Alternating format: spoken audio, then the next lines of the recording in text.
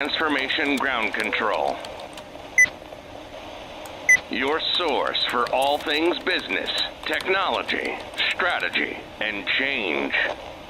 If you're growing your business, leading change within your organization, or undertaking any sort of operational or technology change initiative, this podcast is for you. This show covers what you need to know about digital transformation, organizational change, operational improvement, and business growth. 5, 4, 3, 2, 1. And now, here's your host, Eric Kimberling.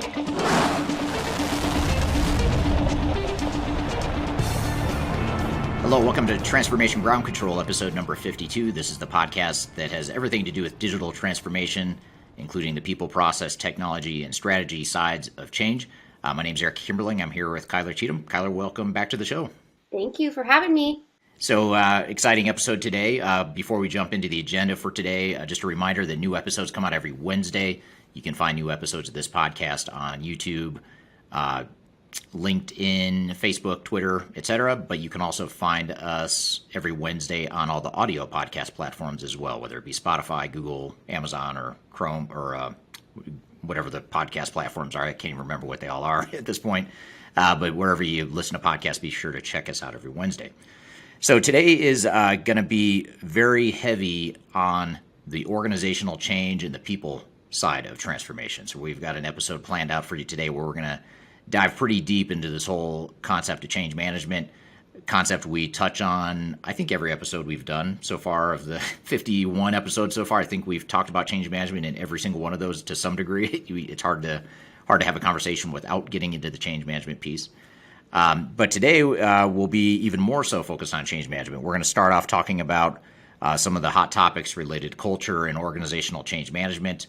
We'll kind of run through some of the trends in the market and hot topics relevant to today's day and age in digital transformation. And then later on the show, we're going to have a repeat guest, someone who we had, I think over the summer, we had Jedd Hafer from a company called Mission Peace.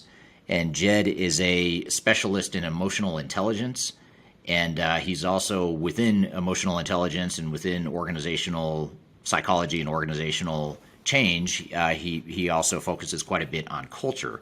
So I wanted to have him back on the show to really unpack this whole concept of organizational culture, what it is, how it affects a transformation, how it affects performance of an organization, how it can hold you back if you don't address it, what some of the nuances are to think about. All that stuff we're going to dive into, focusing really on culture and trying to add some meat or some tangible understanding of what something that's very vague and nebulous might mean. And then finally, after we have Jedd on the show, we are going to play you a clip from several months ago. It was actually an interview I did for our sister podcast called Digital Stratosphere, where we sort of provided an overview of change management, just things to think about, what some of the nuances of change management are. So we thought that'd be a good sort of baseline clip to talk more fundamentally about, in general, what is change management, what are some of the basic things you need to know and understand as part of your change initiative. So those are the three main segments we'll have for you today. But before we jump in and have our first guest on the show here today, Kyler, what are some of the hot topics you've got for us as it relates to change management and culture? Absolutely. So speaking of tangible, I wanted to start today by just sharing some numbers. Why are we going to spend this hour plus talking about change management, emotional intelligence, and why is that important specifically right now? So during November of 2021, just that month alone, we had 4.5 million people quit their jobs, which is the highest on record. So as we're going through kind of this great reshuffle of what that looks like, we've also seen LinkedIn's global talent trends. It shows that posts or job postings that mention culture get 67% more likes, shares, and comments. So engagement on those types of posts. And then we also saw from their metrics on LinkedIn, which obviously is the top global talent acquisition platform and social professional platform, they saw 362% growth in the number of their members' posts that mention flexibility over the last 2 years.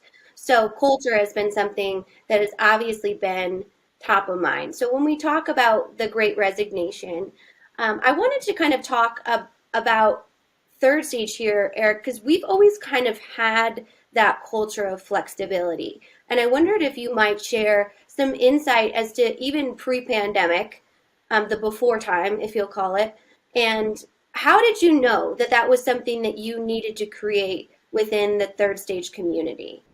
The culture of flexibility in particular. Yes, or focus on culture. With flexibility, I think it's just my personal preference. I always valued flexibility when I wasn't a business owner or the CEO. So I always thought, as consultants, you work hard, you travel a lot, you're sort of you're having to address and accommodate client demands, which oftentimes are very high. And I just thought, a good anecdote to that, or antidote to that stress and pressure and heavy workload is to have flexibility. So I just thought it was something that was very important for me personally. And so in starting a company, I'm obviously going to be true to myself and value that. So we don't micromanage as a company, and we certainly don't micromanage where, when, or how people do their work, as long as we're meeting client expectations and other metrics that we set for ourselves. But as it relates to culture and why that was so important, and why in starting third stage, why I thought that was so important, quite frankly, is because I messed up at my previous company and I didn't focus on culture. And one thing I want to talk to you about, Jedd, when he's on, is I want to talk about this whole concept of, what happens if you don't think about culture? What does that look like? Is it possible that you could just get lucky and create a great culture without deliberately doing it? And my hypothesis is that it's impossible. But I want to kind of hear his thoughts on that, because having done it myself, I thought if I just, I have my own personality, and I figure if I hire the right people or hire some smart people, and my personality is just going to sort of magically spread to others, and we're all going to come together and be singing Kumbaya and have a very healthy culture. But what I learned in my previous company is that is not the case at all. If you don't deliberately set out to define what you want that culture to be, and you don't consistently reinforce that culture and pivot and adjust wherever you need to, then it's gonna slide downward, and unfortunately, gravity is going to pull you down over time. So anyway, that's been my finding is that by messing it up and seeing the negative consequences and what a toxic environment that creates by not focusing on culture and then having the culture just sort of happen to you, that's a very negative thing. It's in my opinion nearly impossible to change once you've gotten a toxic culture. Absolutely. And I think, that just showcases that failure a lot of times has such a negative connotation, but we can learn really positive and actionable lessons from, previous mistakes we had. And that is part of the human experience that, you and Jedd talk about a little bit. I also wanted to reference just a few huge industry titans, specifically in the tech world, that really have embraced this because they've seen how it affects their overall, not only talent acquisition and their retention, but also their ROI. So IBM is a great example of this. They started a work from home pledge, and it encourages things like family sensitivity, not camera ready times. And they really created this culture of accountability, but also compassion through coaching, which you really don't expect from a tech company like IBM to be kind of more in touch with those kind of touchy-feely sides of company culture. And it's also Target has done it, Instacart, which is a huge platform that's seen a ton of growth with the pandemic. It has done it, and just putting together kind of a cultural manifesto and almost a promise to their employees of what they will support with either a flexible workspace or just creating this positive cultural dynamic. So we see the big companies really moving towards that, which brings me to kind of my next trend here, and it's kind of talking about the importance of a culture of coaching, and utilizing that within your organization. And the interesting part about this article specifically is it talks about really the overall research on how that affects your actual revenue. Because obviously we can all say, of course you need a culture of coaching, but we don't, I think, really understand how that will really affect the bottom line.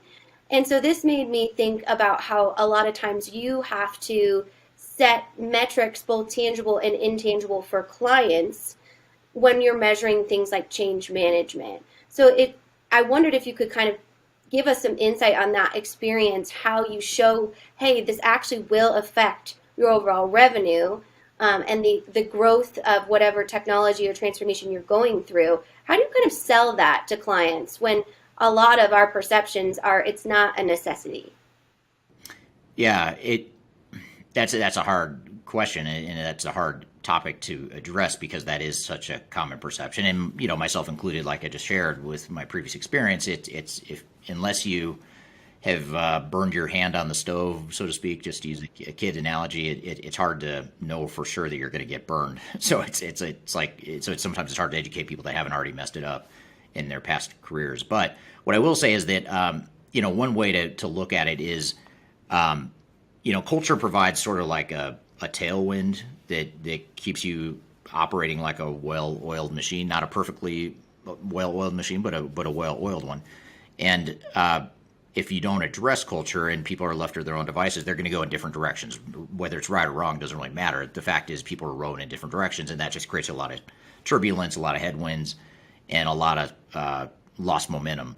So it's hard to quantify that, but it is maybe a more practical or tangible way to think about culture. Is it's a way to make sure that you're staying aligned and that you're all rowing in the same direction and not heading off in a bunch of different directions, which ultimately going in the same direction, even if it's not the perfect direction, if you're all going in the same direction, you're going to be more profitable, you're going to be more successful than the company that maybe they have a brilliant strategy, but they can't execute because they don't have the right culture and they're all going in different directions, or they have some sort of negative toxicity to their culture that is undermining their ability to execute. So that'd be my reaction to that. Doesn't give you a perfect quantitative answer, but it does, I think, make it a little bit more tangible than just talking about culture or change management in general.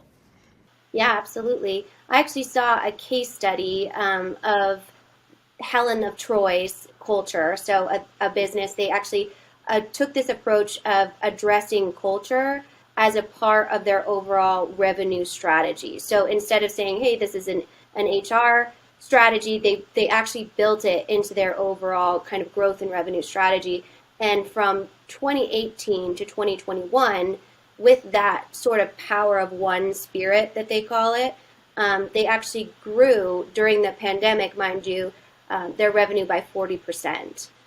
So it kind of just showcased that placing culture, values, purpose in the center of these decision strategies and policies really does have an impact on the overall business underlying. So it should be something that is considered absolutely pivotal as a part of success. I think in 2022, I really think is going to be the year of culture, the year of HR strategies, the year of the employee, if you will, and focusing on how do you create a healthy, happy work environment on a hybrid basis, a work from home basis, and those types of things.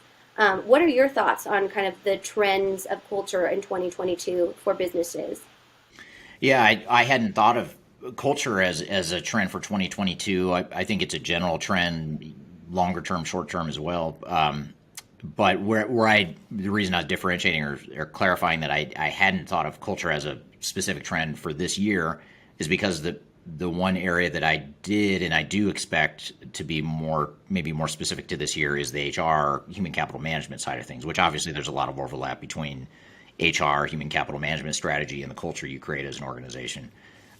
So I think we're probably saying the same thing when I say, one of my predictions for this year is that HCM will become increasingly important, especially in light of the fact that you're having these great resignations, a lot of turnover, a lot of people leaving the workforce, a lot of people looking for something a lot more meaningful than they have in the past, something well beyond a paycheck. And I think just the turbulence in the marketplace, along with changing expectations, you're going to have to figure out this whole human capital management thing, which includes culture. So yes, I agree. I agree with you, even though I didn't explicitly call out culture as a prediction or trend for 2022. I think it's actually just an underlying thing that's here to stay permanently, or should be here to stay permanently.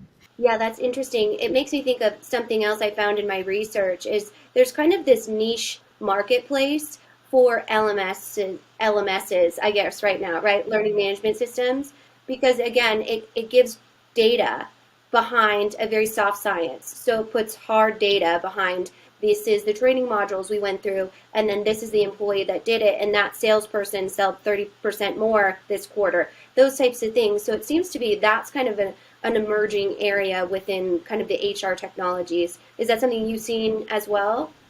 Yeah. It's, any of these learning management systems or user adoption, employee adoption type technologies, those seem to be pretty hot right now, largely because it hasn't been done well in the past, or there hasn't been a lot of really good technology options available to the mainstream organizations out there. But also, it's also become even more important because of all the stuff you just talked about, which is the Great Resignation and changing expectations in the marketplace, in the employee marketplace, and all that good stuff. So yeah, I think LMS, any sort of learning and development types of technologies are going to be critical and increasingly important over time. Absolutely. And that brings me to kind of my last bucket of themes that I've been seeing that I wanted to talk to you about today within our culture conversation, and that's leadership. Because we all know, it starts at the top. It's the executive's job to set a culture, and ironically, they often are the biggest barriers to those sort of cultural or organization change initiatives, because they want to know, like, what is this really going to influence? Why would I invest in this? So a lot of what I've been seeing as a trend is just a shifting of that leadership mindset to really focus on how do you yourself create a flexible culture, or a culture in which employees want to work for. So there's 3 stages in this study I was looking at, and I wonder if I could just read them to you, and then you can kind of let me know your feedback.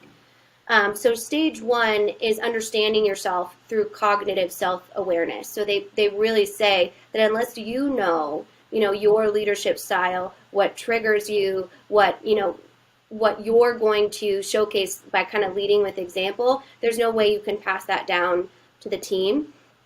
And then the second one is understanding your environment through situational awareness. So making sure that you are able to interpret your environment, understand what features are present, what implications are going on within your overall business ecosystem. They gave an example for this one, which I kind of want to share because it's kind of gray area to me. A leader of a multinational fast-moving consumer goods company found that she was struggling with several complex problems that would benefit from a wider viewpoint. After getting kind of a 360 feedback, she learned that she needed to listen more, and all she was doing was speaking in meetings through that kind of 2-way situational awareness and that feedback loop. So that's kind of what they mean there. And then stage 3 would be broaden your range. So basically practicing micro behaviors that will help you kind of increase your range of leadership. So maybe you are someone that speaks a lot in meetings just because that's your communication style, is creating a micro behavior that when you go into a meeting, you're intentional about your listening style, that you make a note that you're not going to say anything unless you have a question or something like that. So they talk about that to grow your emotional intelligence and overall your ability to be a whole healthy leader. What are some of your reactions? Would you add some? Would you take some away? Or what does that look like from your point of view? Yeah, I like those that you just mentioned. I hadn't heard those specific 3 to 4 stages of that in the past, but it makes sense now that you hearing you say that. I think the one thing I'd add, or maybe just a nuance to add in there, is that if you look at your culture, you have to look at the potential downside of the culture you're aspiring to. For example, if I'm trying to create a culture of flexibility, to use your example from a minute ago, it's not enough for me to set that as sort of the tone and to say I'm going to create a culture of flexibility. It's not easy to do, but let's just say I can do it fairly easily and fairly straightforward. I can walk the talk. I can reinforce through my own behaviors and the way people are managed, ensure that we have flexibility. If we leave just flexibility alone and unchecked, it's not going to be sustainable, because what will happen is if we don't add something to sort of counterbalance the potential dark side of flexibility, then the flexibility cultural mindset's going to eventually disappear, And the reason for that is because there's no way that just with flexibility, and I'm totally oversimplifying this example, I'll fully admit it. But if all I do is say I'm going to focus on a culture of flexibility, but I don't add a element of accountability to what is expected, yes, you can work when and where and how you want, but here's what we expect you to do, or here are the outputs or the outcomes we expect. Without that second part, the flexibility culture isn't going to stick, because what will end up happening is, because we haven't set clear expectations, yes, we have flexibility, but we also have poor accountability.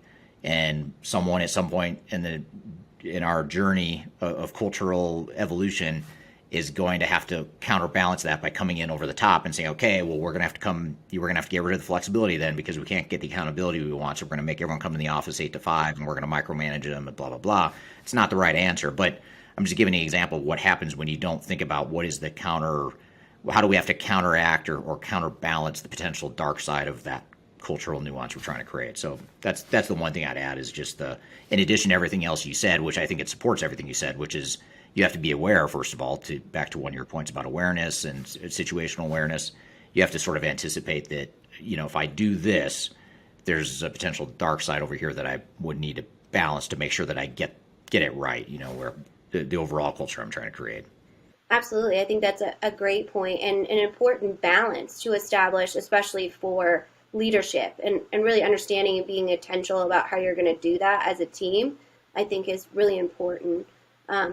So one burning question I had for you during this kind of overall top line research of culture in our trends for 2022. Sure. I wondered if there's this obviously call for flexibility within the workplace, and kind of an employee focused strategy or overall movement, I guess is a better word. And there's also seems to be this shift within the digital transformation industry into systems that are best of breed or more flexible options. And there seems to be a call from customers to say, hey, no, actually, we want to be the focus of this, not so much the software vendor. And I know you've preached that for years, but it seems like it really is taking a shift within 2022. And I wondered if you thought those things were related from a timing perspective. Is in terms of the cultural shift and the flexibility expectation that's come. Yeah, so it seems like employees now are calling on their companies like, hey, you need to treat me right, you need to be flexible. And then we also have clients calling on software vendors being like, no, I'm not going to fit in your ERP box. I want this best of breed system, and I'm going to tell you what I want my business processes to be, not you're going to tell me. And I wondered if those two things were related, or I was just thinking way too much into it. Well, I think it's an interesting question, because I think in general, maybe for too long we've been trying to fit things into boxes that shouldn't be fit into boxes. Or when I say boxes, I guess what I really mean is trying to fit things into one size fits all answers. So I guess I don't necessarily prescribe to the idea that people need to be in the office 8 to 5 Monday through Friday. But I also don't prescribe to the idea that there are some schools of thought post-pandemic here that, see, we can all work remotely. For office workers, we should be able to work remotely and everything's fine. Because I think there are certain things you miss by not having the in-person interaction. So it doesn't need to be all. Does it need to be all or nothing? I guess that's more of a question that I would challenge people to ask. Is am I searching for a one-size-fits-all answer that is unreasonable and or doesn't exist? And secondly, if I'm going to have a more flexible model, what's the right answer for different situations? And there's probably not a silver bullet that's going to solve all the problems for everyone, but it's more of that, to use your term, the situational awareness, understanding the situation that you're in right now, and what's the appropriate tool to pull out of your toolbox to address whatever that need is. But I do think in general flexibility is key. I think that's definitely where the digital transformation space had already been moving, and it's just accelerated that now with the pandemic. You see it in the workforce. The workforce is demanding more flexibility. Clients are demanding more flexibility. So I think it's probably an indicator that for too long we've been trying to force fit a one-size-fits-all answer in cases where we shouldn't have been. That'd be my knee-jerk reaction to that. Yeah, absolutely. Well, interesting stuff, and I'm definitely excited to hear from Jedd again. He's got so many great insights and a great way of explaining things and awesome metaphors. I always take at least 3 pages of notes, and I'm like, how am I going to condense these into a couple questions after we unpack it? So lots to learn from this session. Yeah, yeah. So Jedd Hafer, if you have been watching this episode or this podcast for a while, you may remember him from, I think it was in maybe September. It was either late summer, early fall of 2021. He was on the show talking about emotional intelligence. We did touch on organizational culture, but we didn't dive into it in a huge amount of detail. But today I wanted to kind of hone in on that one lens with him.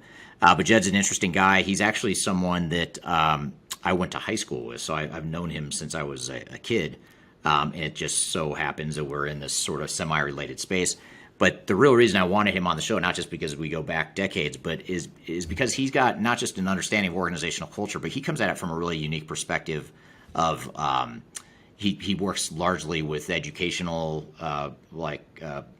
elementary and high schools, and he focuses on troubled situations like low-performing schools and what do they need to do to change their cultures and change their organizational performance. So he has some pretty well battle-tested high-stakes situations where he's seen culture backfire and he's seen what can happen when you successfully transform culture. So I thought it'd be an interesting sort of connecting the dots of what he sees in the education space and how it relates to organizational performance, even outside of education, whether it's for-profit or government, nonprofit, whatever. I think there's I want to take some takeaways from him that we can apply to any sort of digital transformation in any industry. So we're going to have Jedd on the show. He's from an organization called Mission Peace. We're going to talk about organizational culture. We're going to take a quick break. We'll be right back with more Transformation Ground Control, and we'll have Jedd on as soon as we come back. We'll be right back.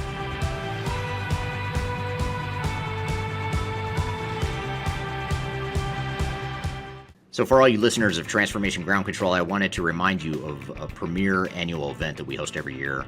It's called Digital Stratosphere. It's a virtual conference that we've actually shifted to virtual since the pandemic. And we're having our next Digital Stratosphere conference online, virtually, February 8th through the 10th. So I encourage you to register for that. Myself and others from the Third Stage team will be hosting sessions, facilitating sessions about software selection, how to implement software, what some of the best practices are, change management, digital strategy, program management, all the stuff you need to know to make your digital transformation successful in 2022 and beyond. This event's for you. Registration's free. We encourage you and your teams to join. If you're not able to join us live, which we hope you will, but if you can't join us live, we'll also we'll make the recordings available to you. So be sure to register either way. Even if you can't join all the sessions live, you'll at least get access to the library of recordings. So I encourage you to check that out. There's a link below in this podcast, wherever you're listening or watching. There's a link below to register. And you can also just go to our website at Third Stage, and it's spelled THIRD, stage-consulting.com. At the top of the page, you'll see an icon for registering for Digital Stratosphere. So be sure to check it out. Digital Stratosphere, February 8th through 10th. Hope to see you there.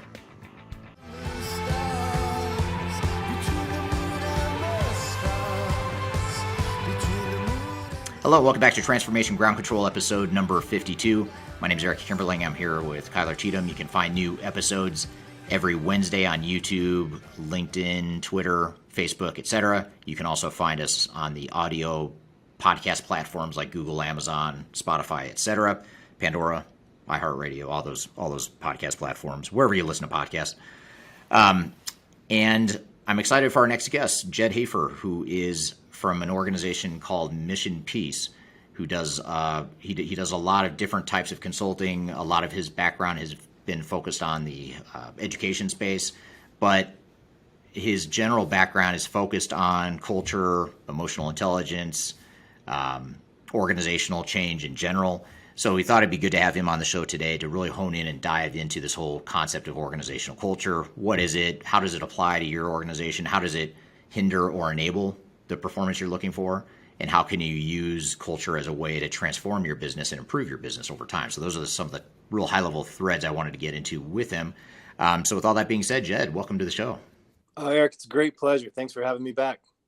Absolutely. So I guess before we jump into this whole concept of organizational culture and how it affects change and transformation, how it affects organizations in general, maybe tell us a little bit about your background. What do you do and how did you get to this point in your career? Sure. I'm always doing a few different things, which is it's cheaper than ADHD medications to just have a few different focuses. good way to look And at it. so I have a company called Mission Peace, and we're largely a training company focused on law enforcement and really authority figures who have to deal with difficult situations. So we've done security teams and just about any group of people who might have to deal with angry and possibly aggressive people. So there's a high premium on emotional intelligence and de-escalation in our trainings, and a lot of proactive things so that we can resolve some of those conflicts before they even start. And then I also work with a company called Irvin Education Consultants on social media.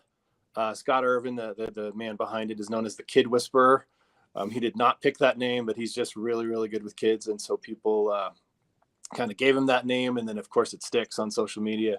But he's just masterful at helping organizations, in this case, mostly schools, change. And I've gotten to learn his process and watch what he does. And there's a lot of similarities between Love and Logic, my former job, where we would go in and do a lot of training and consulting for schools just to make them really more peaceful and calm places, better places for teachers to work and kids to learn. So hopefully, yeah, some of those lessons that I've brought from kind of the people side are relevant and interesting to your listeners. Yeah. And I'm excited to sort of connect the dots here between some of these, I keep calling it higher stake situations where in some cases it could be life or death, is in the case of a police or authoritative figure. Or in a school, it could be, do we get snacks or not, which is pretty high stakes. Right. Well, in all seriousness, though, development, education of a child, that many would view that as a higher stake situation than a corporate environment. So that's why I'm really fascinated or want to learn a little bit more about this to see, what the parallels are, maybe what some of the lessons are we can take away into the corporate world. Yeah, just at the deepest level, it's helping human beings get along better. And that seems to just be the one thing that I'm really good at. And I really love doing it. It sounds so simple, yet not many people can do it well. Not many organizations. It's not easy. Right. So I guess to start then, what, you think about organizational culture, whether you're talking about a police department, a school, or a corporation, there's this whole nebulous term that a lot of us don't fully understand, which is just culture. It's hard to touch and feel. You can't, sometimes you just feel it. Sometimes you can't see it or touch it. But how would you describe organizational culture, just sort of in its simplest terms? I like to think of it as the weather that we can make. You can never, you probably wish you could control the weather. You can never really control it. In our organizations, I think I get to make, to a degree, I get to make the weather in my office, in our meetings, in our buildings, however it's going. Because we can be intentional, we can set some tones that just sort of hang in the air, set a tone of expectation that will hopefully just kind of hang in the air that says, this is how we do it. This is who we are, and this is how we do things, and it can create, in positive terms, a wonderful sense of belonging, a wonderful sense of meaning in our work beyond just we're doing things. And when it's bad, as many of us have experienced, when the culture of an organization is bad, it can get really toxic and it can drag everybody down. And obviously, as human beings, human nature can kick in, and we can become pretty negative and pretty full of complainers. Even generally positive and productive people can get in that culture of complaining, and it seems to cycle and get worse. So I really like to think of it as, and we talk to teachers about this, in my classroom, I can make the weather. I can set the tone, I can set the expectations. And the more intentional I am and thoughtful about that, it's amazing. We can really have an impact. We never seem to be able to get the culture perfect. It'll always ebb and flow because it is somewhat like the weather. There's some elements that we can't control or predict. But it's wonderful if we can be more intentional. And that's what I really try to help people do, is be more intentional about setting the tone and being proactive about, how do I really want it to feel here? How do I want, if a new person came in, how would they view this organization? Pretty quickly, we make those judgments. We look around and say, oh, I can tell what kind of an organization this is. Based on the posters that this teacher hung up in her classroom, I can tell some things about how it's going to be here. Right. Yeah, that's super interesting. I never thought of culture in that exact way of just the weather that you create. So it sort of is something you can feel and in some cases touch depending on the weather.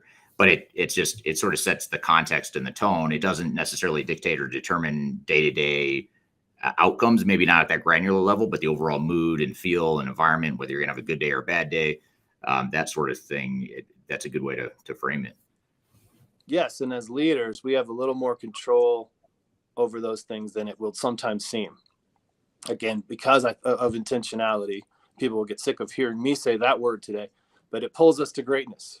Right. Intentionality, even in a de-escalation situation, if we're talking about a really angry person, a person who's trying to calm that person down, intentionality can win the day. There's even some science behind it. Our brains have these wonderful neurons called mirror neurons. And what they basically do is say, what's everybody else doing? And we make sure that we relatively match up. If you've ever had this in a meeting where somebody yawns and then other people start yawning, that's mirror neurons. Or it could be that I was talking is the other possibility. All right. But mirror neurons cause our brains to say, okay, I need to kind of match what everyone else is doing. It's the same reason if you're talking really loud at a party and all of a sudden it gets quiet and you're the only one, and that feeling of embarrassment. Mirror neurons. So we use those in this case to our advantage. The intentional person can cause the person to pace where they're at. Unlike, I think last time I was on, we talked about the Jerry Springer effect, where people get louder and louder and less and less in control. This goes the other way. The intentional person can bring that other person down. And it's not just about anger or escalation. Mirror neurons work in any group environment. So the person who's being intentional, and it might be about smiling or being more friendly or showing more interest in my coworkers, that intentional person can have an effect on everybody else, which is wonderful. Right. So so when you think about the culture, so we talked about the mirror neurons and sort of the weather that we can create. What are some of the specific dimensions of culture? Like if we were to unpack it a little bit more and describe it, what are some of those major components of culture? I was thinking about this before talking to you because I was thinking, what would be valuable, elements of an organizational culture with some of the organizations that you all work with. And I know you work with a wide variety. So I was trying to think of just valuable traits. And I think the healthiest organizations, a big one we don't always think about, is curiosity. I want a culture of learning and growth and curiosity, that we all look around and we love learning and we love learning new things. I think organizations can definitely we sometimes seek comfort as human beings. So we can get in that fixed mindset versus the growth mindset where I want things to stay the same. I want them to stay comfortable and familiar so that no new stuff comes into my little world and disrupts my comfort and my stability. So I think a healthy organization is kind of the opposite, where we're always looking around, not distracted from the important things, but just curious to always find out what's new. Is there a better way? Again, thinking in terms of growth and improvement. To me, regardless of the field, whether it be a school or a software company, that culture of curiosity and learning, super valuable, because we're always, just by definition, we're going to be getting better, and we're not going to get stuck in some of the old ways, especially the ones that are maybe less productive or less healthy. Right. Yeah. I got a couple more. A culture of high expectations. And this is another thing that working with a lot of schools. I've been in schools now in all but 5 states, either 4 or 5 states I haven't been to, training and consulting with teachers and educators. A culture of high expectations is amazing in terms of what it can do. People tend to, and I see this especially with kids, they tend to rise or fall to the level of expectations. And they never rise to low expectations. It's weird how that works out. Right. But I've seen so many wonderful educators who have kids performing at this level and achieving at this level that other people would say that's not even possible. Not that long ago, we were at a school in Ohio, and Scott Irvin, the guy I work with, the kid whisperer, was talking about, we're going to have the hallways completely quiet. This is an elementary school. Some of these kids are pretty easily distracted. They had kids that were on the autism spectrum. So a lot of noise makes it real tough for some of those kids to learn. And he said, well, we'll have quiet hallways in this school. And it was a group of teachers' aides that we were training. One of them said, that is impossible. We will never have kindergartners quiet in the hallway. And right on cue, this group of kindergartners, it was the class of Mr. Bates, a wonderful kindergarten teacher. They walked by perfectly silent, just this like perfect little row of ducks. They had been to the library, so they're all hugging their little library books that they had, and 100%. I don't mean kind of quiet. They were 100% silent in a perfect row, walked by on cue, and Scott just kind of went. And this person wasn't. It's not like they had never been around kids. This person just had probably fallen down into this level of expectation of it's just not possible. I think healthy organizations, especially from the leadership, there's just a culture of really high expectations, meaning we're going to do great work here, whatever it is. And not because we're desperate and we have to meet these margins or we're going to go out of business. It's not that level of high expectation. This is just who we are. Right. To me, those are some of the best organizations. One more thought on that is, again, the high expectations don't come because, if we don't do this, we're screwed. It's not that kind of thinking. This is who we are, and it translates into beyond just our work. So a culture of service to others. We just celebrated Martin Luther King Day. And one of the great things that he said, of so many, but one of them he said is anybody can be great because anybody can serve. And if you want to be great, you're serving other people. So that culture of service to others, it might be another underrated one. Organizations don't necessarily think about this, but I think because we're human beings and we're being good to each other, it affects our overall self-concept. That's another way to think about the culture, is our overall self-esteem or self-concept. And so how we view ourselves, well, if I'm always helping people and I'm doing great stuff in service to my fellow humans, I start feeling pretty good about that. I feel good about myself and us as an organization. This is just who we are. We serve, we do great things for other people. So I could give you a million more, but those are three that I tried to pick. People don't always think about. I think high expectations, probably a lot of leaders would say, oh yeah, I do that. I set a culture of high expectations. Right. But I don't know. Not every organization I deal with are these front of mind sort of things. Yeah. And that's why I asked the question, because I think a lot of times people think, well, culture, I mean, what is that? I mean, it's not the weather I can control. The weather just happens, right? I think that's the way a lot of people approach culture. So I think this is interesting to sort of unpack it a bit more. Especially if we're not being very intentional about it. If we're not thinking about it, then it does seem to just sort of happen and fall on our heads without us knowing what's going on. Yeah, and I can speak from experience just in my last company before I started Third Stage. Ironically, even though I have always done change management types of consulting, I did not focus on the internal culture of the company. I just sort of let it happen, right? I didn't mean anything good or bad by it. I just thought it'll just, people will just sort of, march into line and what I expect or whatever. And so you just hire a bunch of people without thinking about culture, about how you want to shape it. And it just sort of morphs into something other than what you wanted it to be.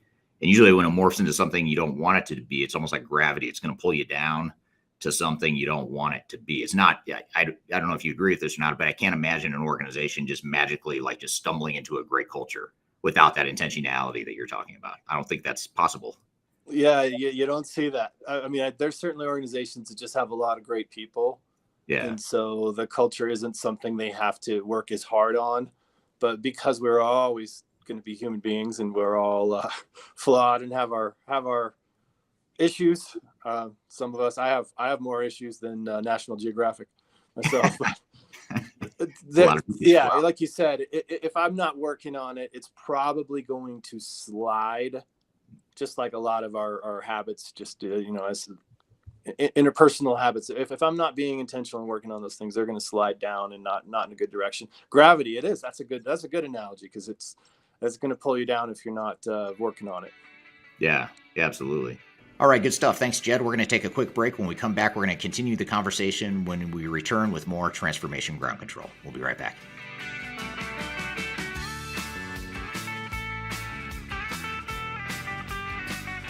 If you are aiming for transformation success, turn to Third Stage Consulting Group.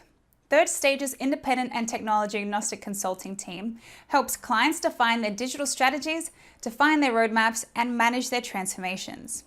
With offices in the US, Europe, and Australia, our team helps the world's most forward-thinking organizations through their transformation pitfalls and risks. If you are embarking on a digital transformation or business change initiative, contact Third Stage Consulting to see how we can help you reach the third stage of transformation success. Learn more about us and download independent reports, videos, and other best practices at thirdstage-consulting.com.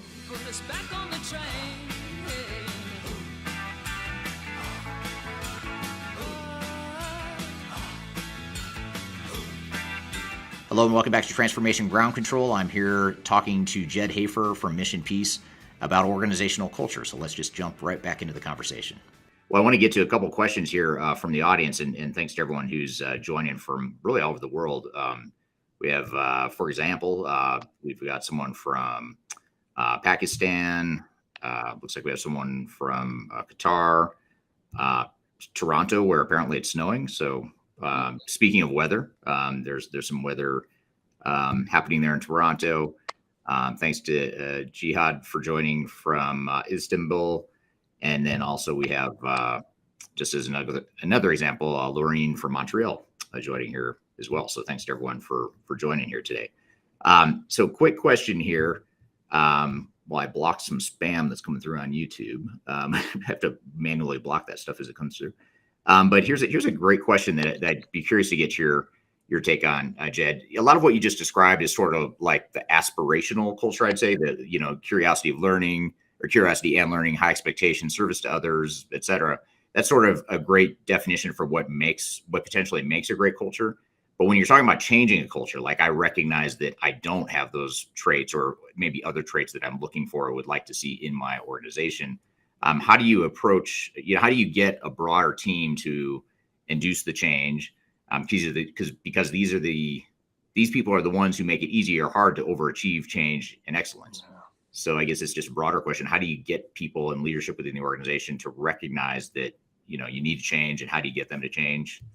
What are your thoughts? Well, hopefully I don't get hate mail for saying this, but I actually love meetings where I don't love meetings just for meeting's sake. Nobody does, but I love meetings where we get people together and get them excited about things. And so I would recommend, and we do this at schools, let's get everyone together and agree on things that are important to us, core values, and what our real mission is. And typically that's something you can watch people get pretty excited about, and let it be a wide open discussion where we can talk in those excited terms and say, well, this is who we are. Again, in a school, one of the ones that will come up, because we'll give some examples or some suggestions, but we preserve the dignity of every single kid.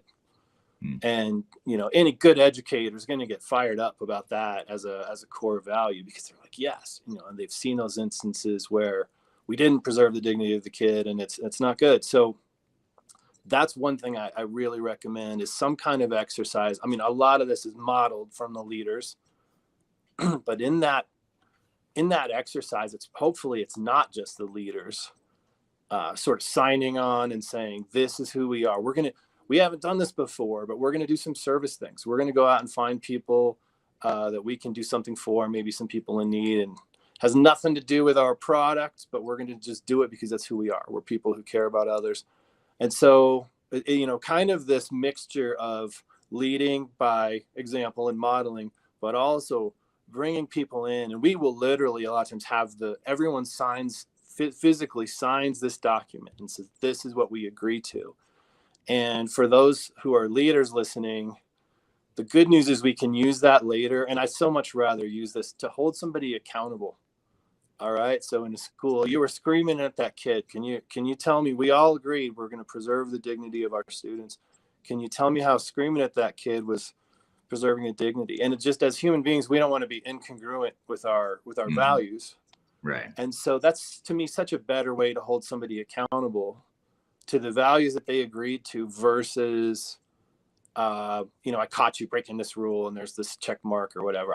I don't like to be held accountable that way. But when someone who I respect says, hey, does that line up with what you really believe and what your values are? It's pretty convicting. And so I think it has a twofold benefit. We get everyone excited up front saying this is who we are. And then later, if you want to me, it's just a more effective way of doing it. I realize we have to formalize it in some cases, but to be able to say, I'm going to use this value as the tool to hold you accountable rather than the rule. Right. And again, I'm not against rules, but I think for me, that's just more effective. I'd much rather be challenged that way than, I may or may not think the rule has a really good reason to exist. Right. But if I physically signed a piece of paper that says, this is a value, this is what I believe, pretty hard for me to not feel some at least self-accountability there. Right. Now I think you've answered this in passing, throughout the discussion here, but maybe I'll ask it anyway, and we can directly tackle this question, which is, why is culture so important to organizational performance and success? Because we're individuals. Ultimately, we make our choices as individual human beings. So my first real job, one of my first real jobs, I always had several, but one of my first real jobs was a fast food place. And I went in, I got trained by the manager, who was a high expectation, do everything the right way person. And she said, this is how we do fries. And she trained me on that way. And, it's the first thing you learn. And I was like, okay, I know how to do fries. It's pretty simple. She left. And my fellow employees came around and they said, let us show you the easier way. The way she showed you was fine, but actually there's some unnecessary steps there that don't really accomplish anything. This is a little shortcut. This is an easier way to do it. This is how we do it. And I remember being in that immediate dilemma of, oh no, what I was told does not match what I'm experiencing. And there was almost a panic feeling. And I know you're on the edge of your seats. And so, yes, I did it the right way, which immediately caused in the culture, you get those kind of like, oh, teacher's pet, kiss up. So the way you were doing it from the person that left, that was the right way, not the way the other people. Yeah, I did it the right way, and then my coworkers instantly. So that's a long way of saying, if there's negativity in the culture, it puts that individual, any individual who encounters that, oh, we complain here. Okay, I'm gonna, I at least have the temptation to follow along with that. Oh, we take shortcuts here. Okay, I have the temptation to follow along with that. If nothing else, maybe I don't.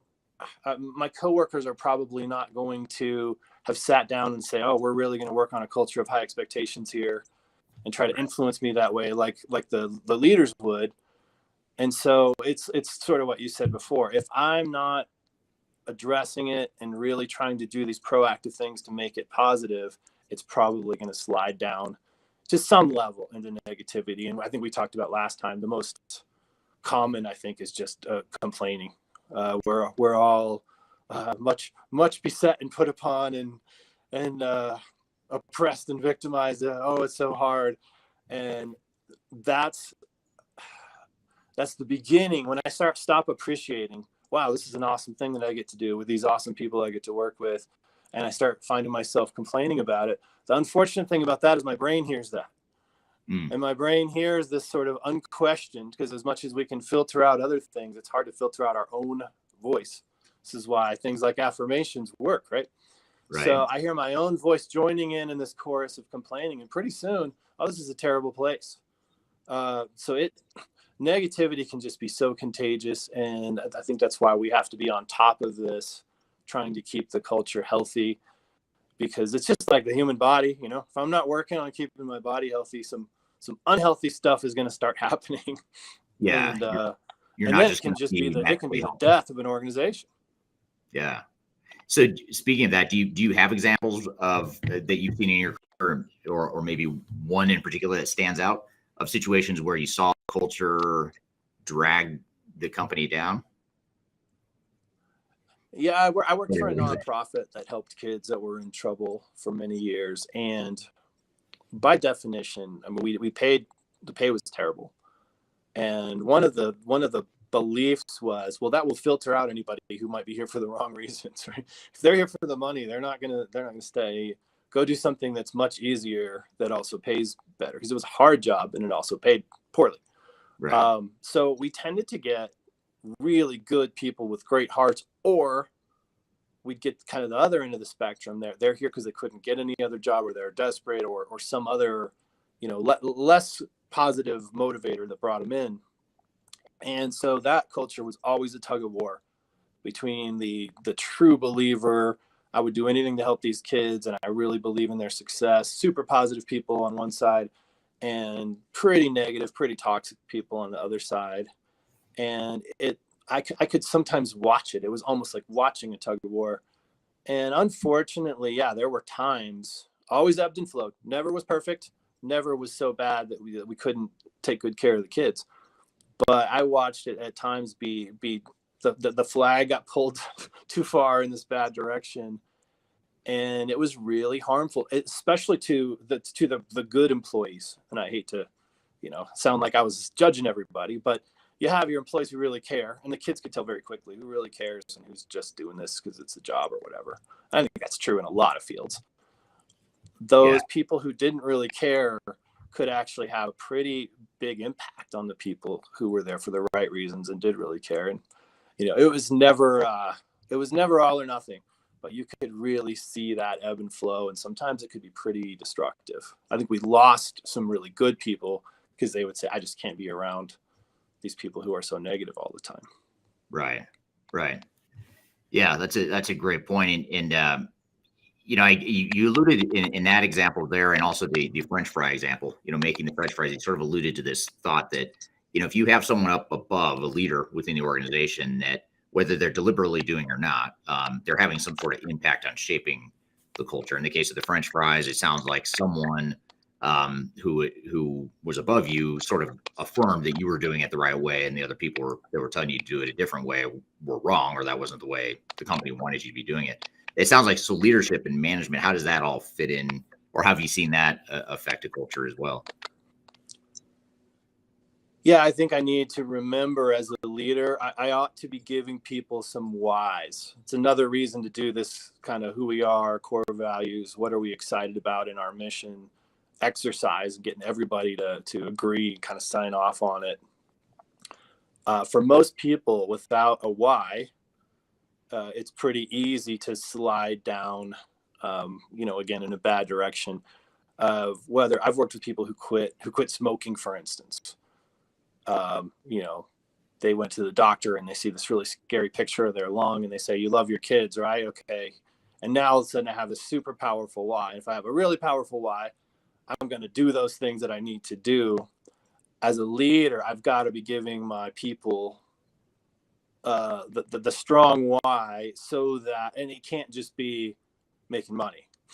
It can't just be so that you individually make money, or that we as a company make money. It's got to be something more than that. That to me, I think, is the best protector against the French fry scenario. If those fellow employees all understood, there is a good reason to do it the right way, and we care about that reason, then they're probably less prone to take those shortcuts. So I think that's what a leader can do to kind of guard against bad culture creep. I don't know if we just invented a term. the creeping in of the sort of contagious among the employees, negative stuff. If we all are, at least to some degree, focused on the good reason why, the good rationales for why we do things this way, the right way, I think that helps insulate us from some of that. All right, good stuff. Thanks, Jedd. We're going to take a quick break. When we come back, we're going to continue the conversation when we return with more Transformation Ground Control. We'll be right back.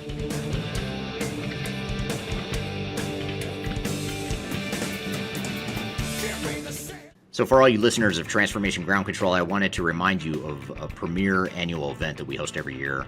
It's called Digital Stratosphere. It's a virtual conference that we've actually shifted to virtual since the pandemic. And we're having our next Digital Stratosphere conference online, virtually, February 8th through the 10th. So I encourage you to register for that.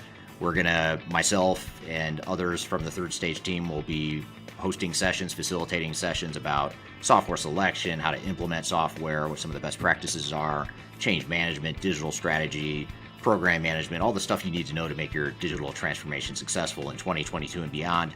This event's for you. Registration's free. We encourage you and your teams to join. If you're not able to join us live, which we hope you will, but if you can't join us live, we'll also we'll make the recordings available to you. So be sure to register either way. Even if you can't join all the sessions live, you'll at least get access to the library of recordings.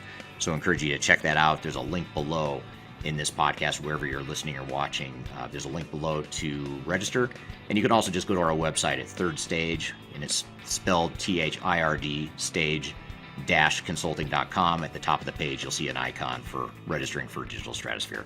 So be sure to check it out. Digital Stratosphere, February 8th through 10th. Hope to see you there.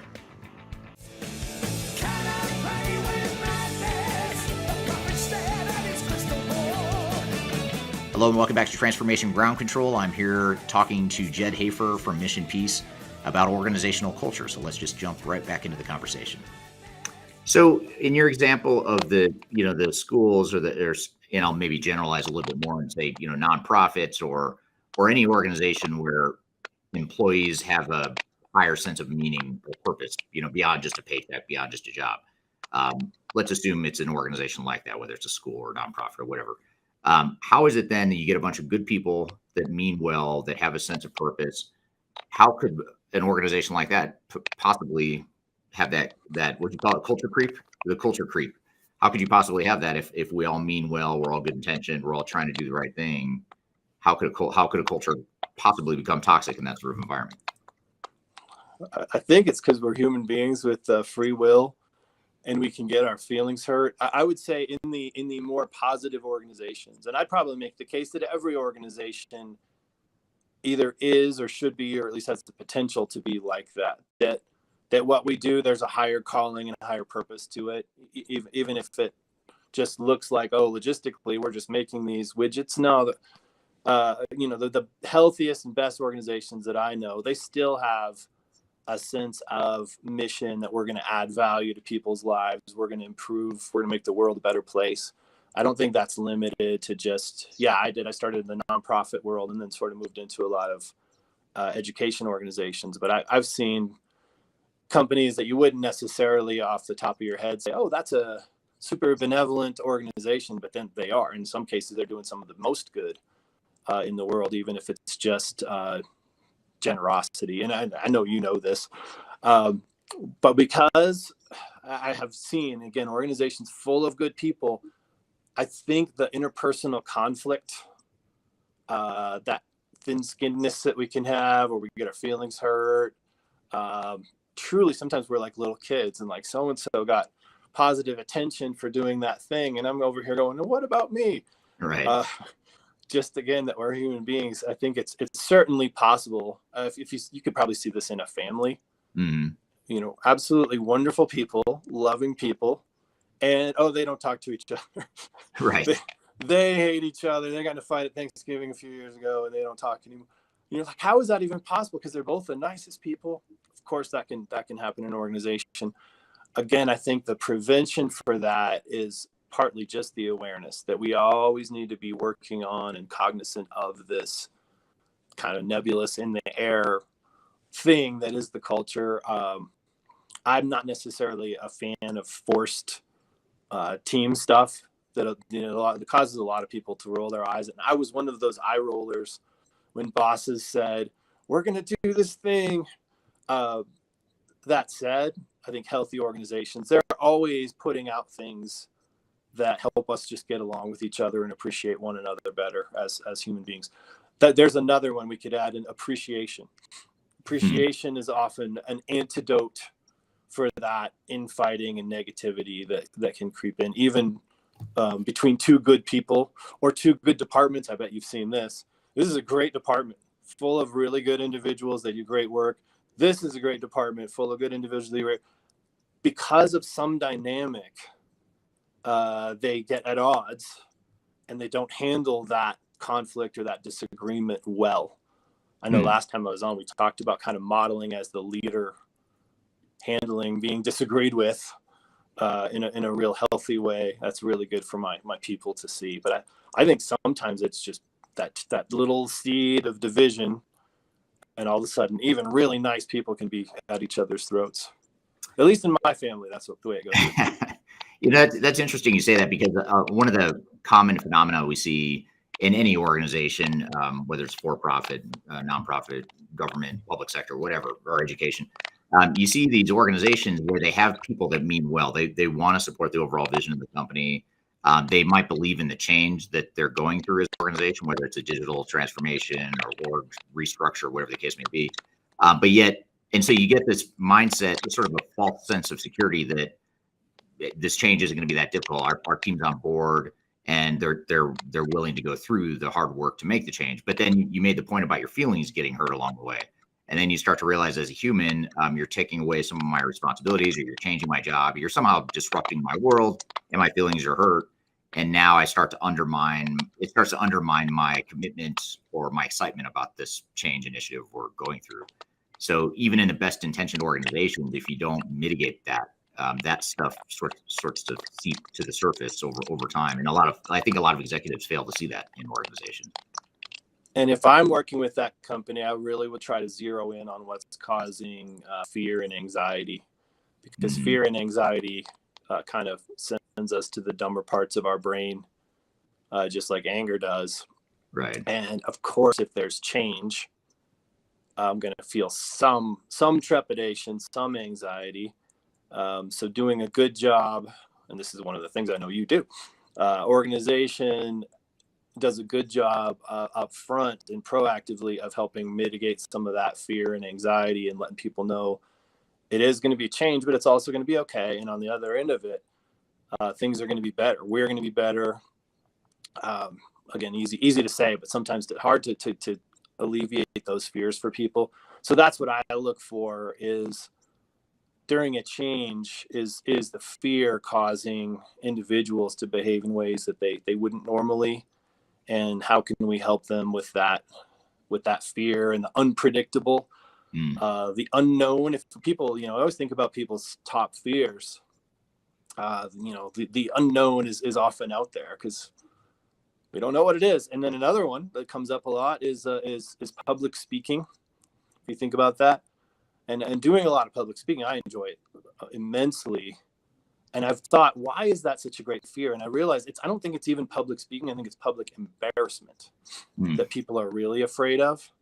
And so that's just a scenario that they imagine that would be really embarrassing. I imagine having to sing karaoke and there's no alcohol. It's not even karaoke at that point. But yeah, if I had to sing in front of a bunch of people, that would be the scary scenario for me. So I don't think it's really public. I think it's public embarrassment. And the relevance here is, in my organization, maybe right now I'm perceived as someone who knows what the heck they're doing, right? I do a good job. I'm perceived as competent, and we see this with kids in school a lot. I have this sense of how competent I am. I have a self-concept based on, am I good at this or am I not? I've been doing this thing, and now I feel like I'm pretty good at it. And now you are going to ask me to do this new thing. And a huge fear that we don't always think about is, I'm going to look like a fool in front of these people who have historically, I feel like I've earned their respect and they see me as a capable person. So you just asked me to go from doing something I feel good about to something I'm scared to do. And in some sense, it's going to be in front of, because the results are, they're going to be put out there in front of my peers.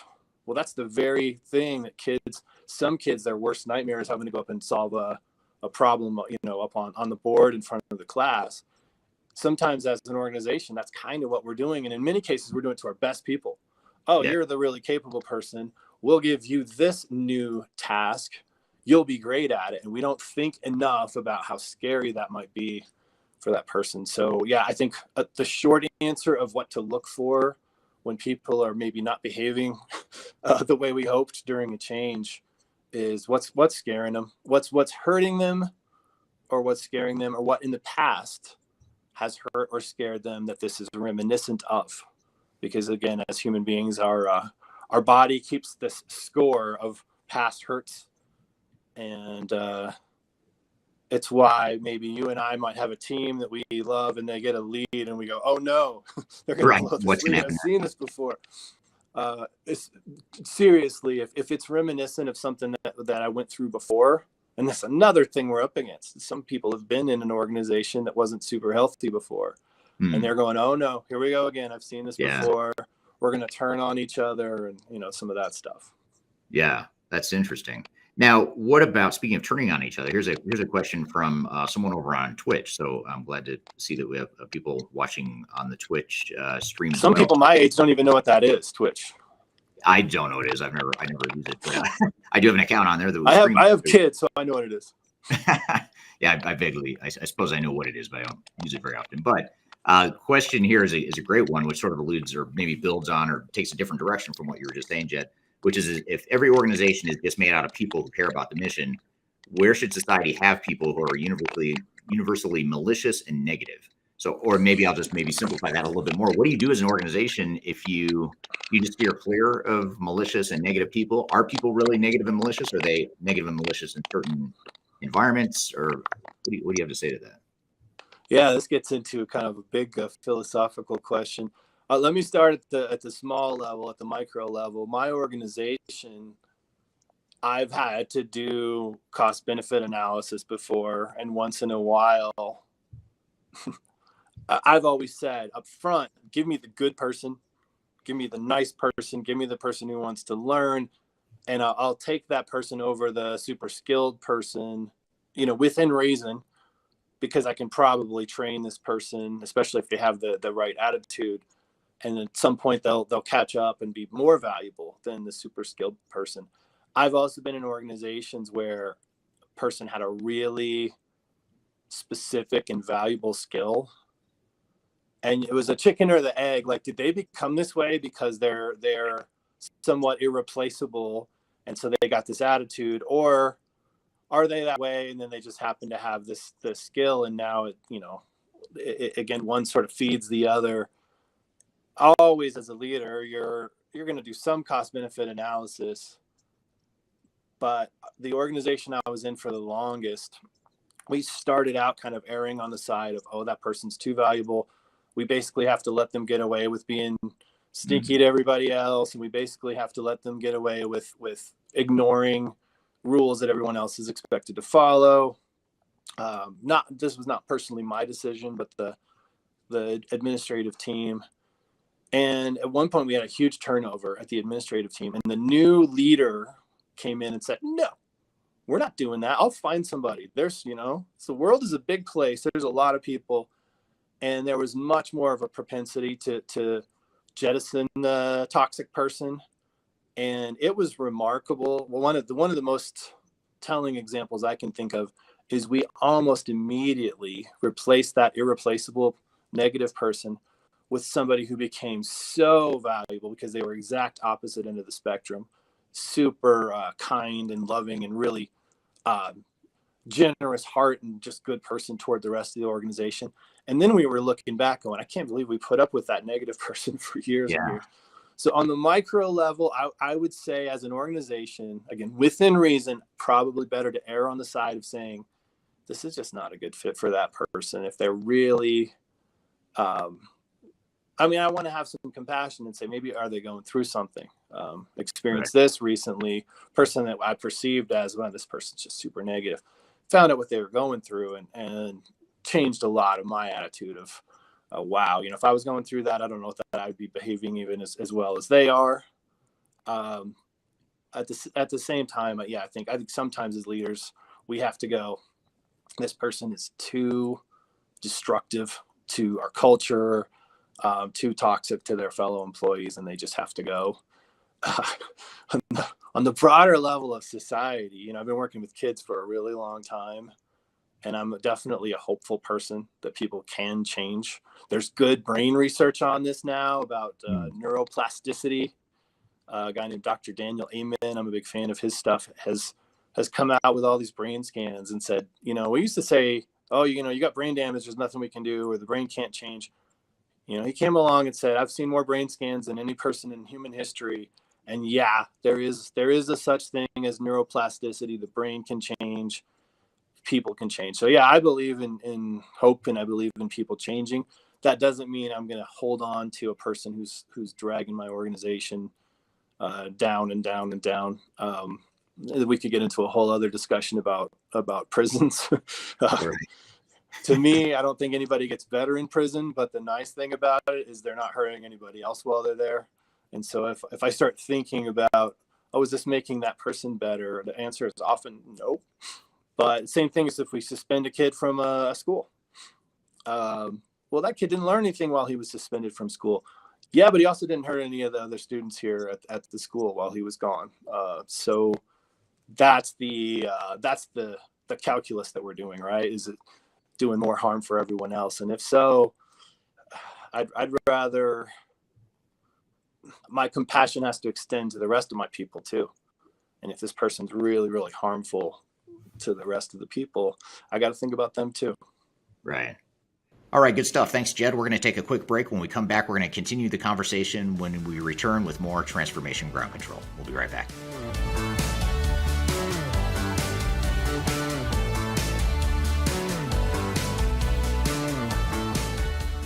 If you are aiming for transformation success, turn to Third Stage Consulting Group.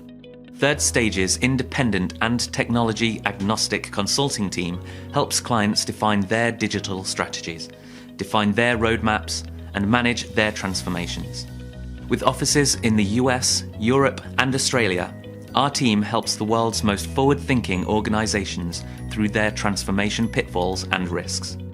If you are embarking on a digital transformation or business change initiative, contact Third Stage Consulting to see how we can help you reach the third stage of transformation success. Learn more about us and download independent reports, videos, and other best practices at thirdstageconsulting.com.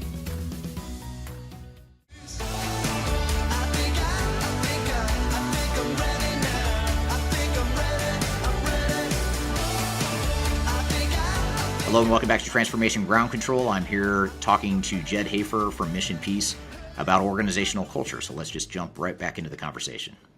Now, what about, here's an interesting question. It's actually a different spin on a question that I was going to ask you, but I like the spin better, although I am going to shorten it a bit, truncate the question here a bit.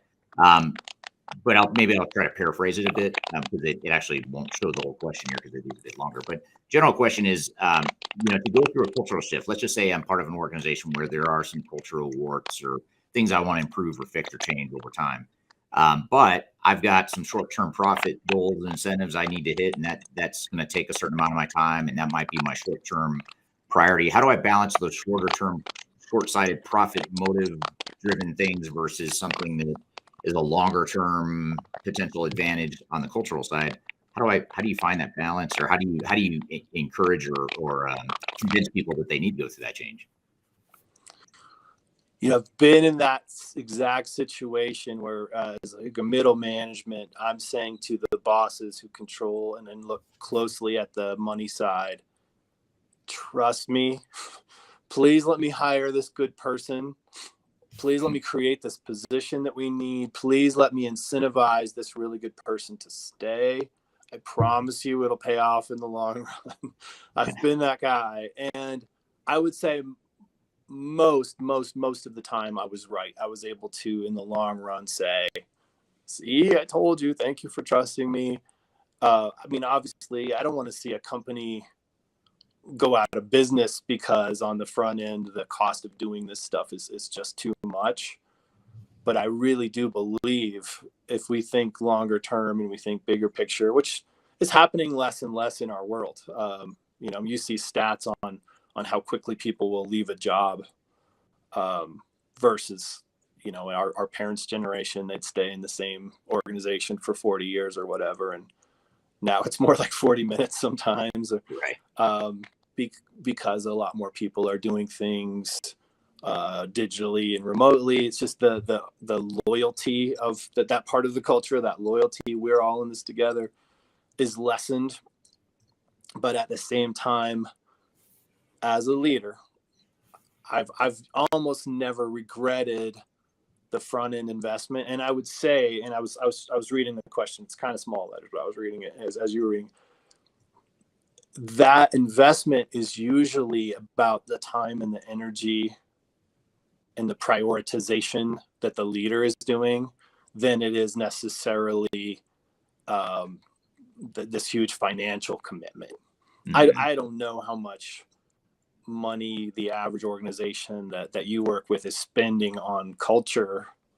You know, if it's like the donut the donut fund and the once a year retreat, or I don't know what people are doing. I know that to me the biggest investment comes from that leader going around and making contact with people and checking in and intentionally modeling some of these things that we've talked about. It doesn't really cost anything. Yeah, it costs your time, but you're gonna spend that time doing something.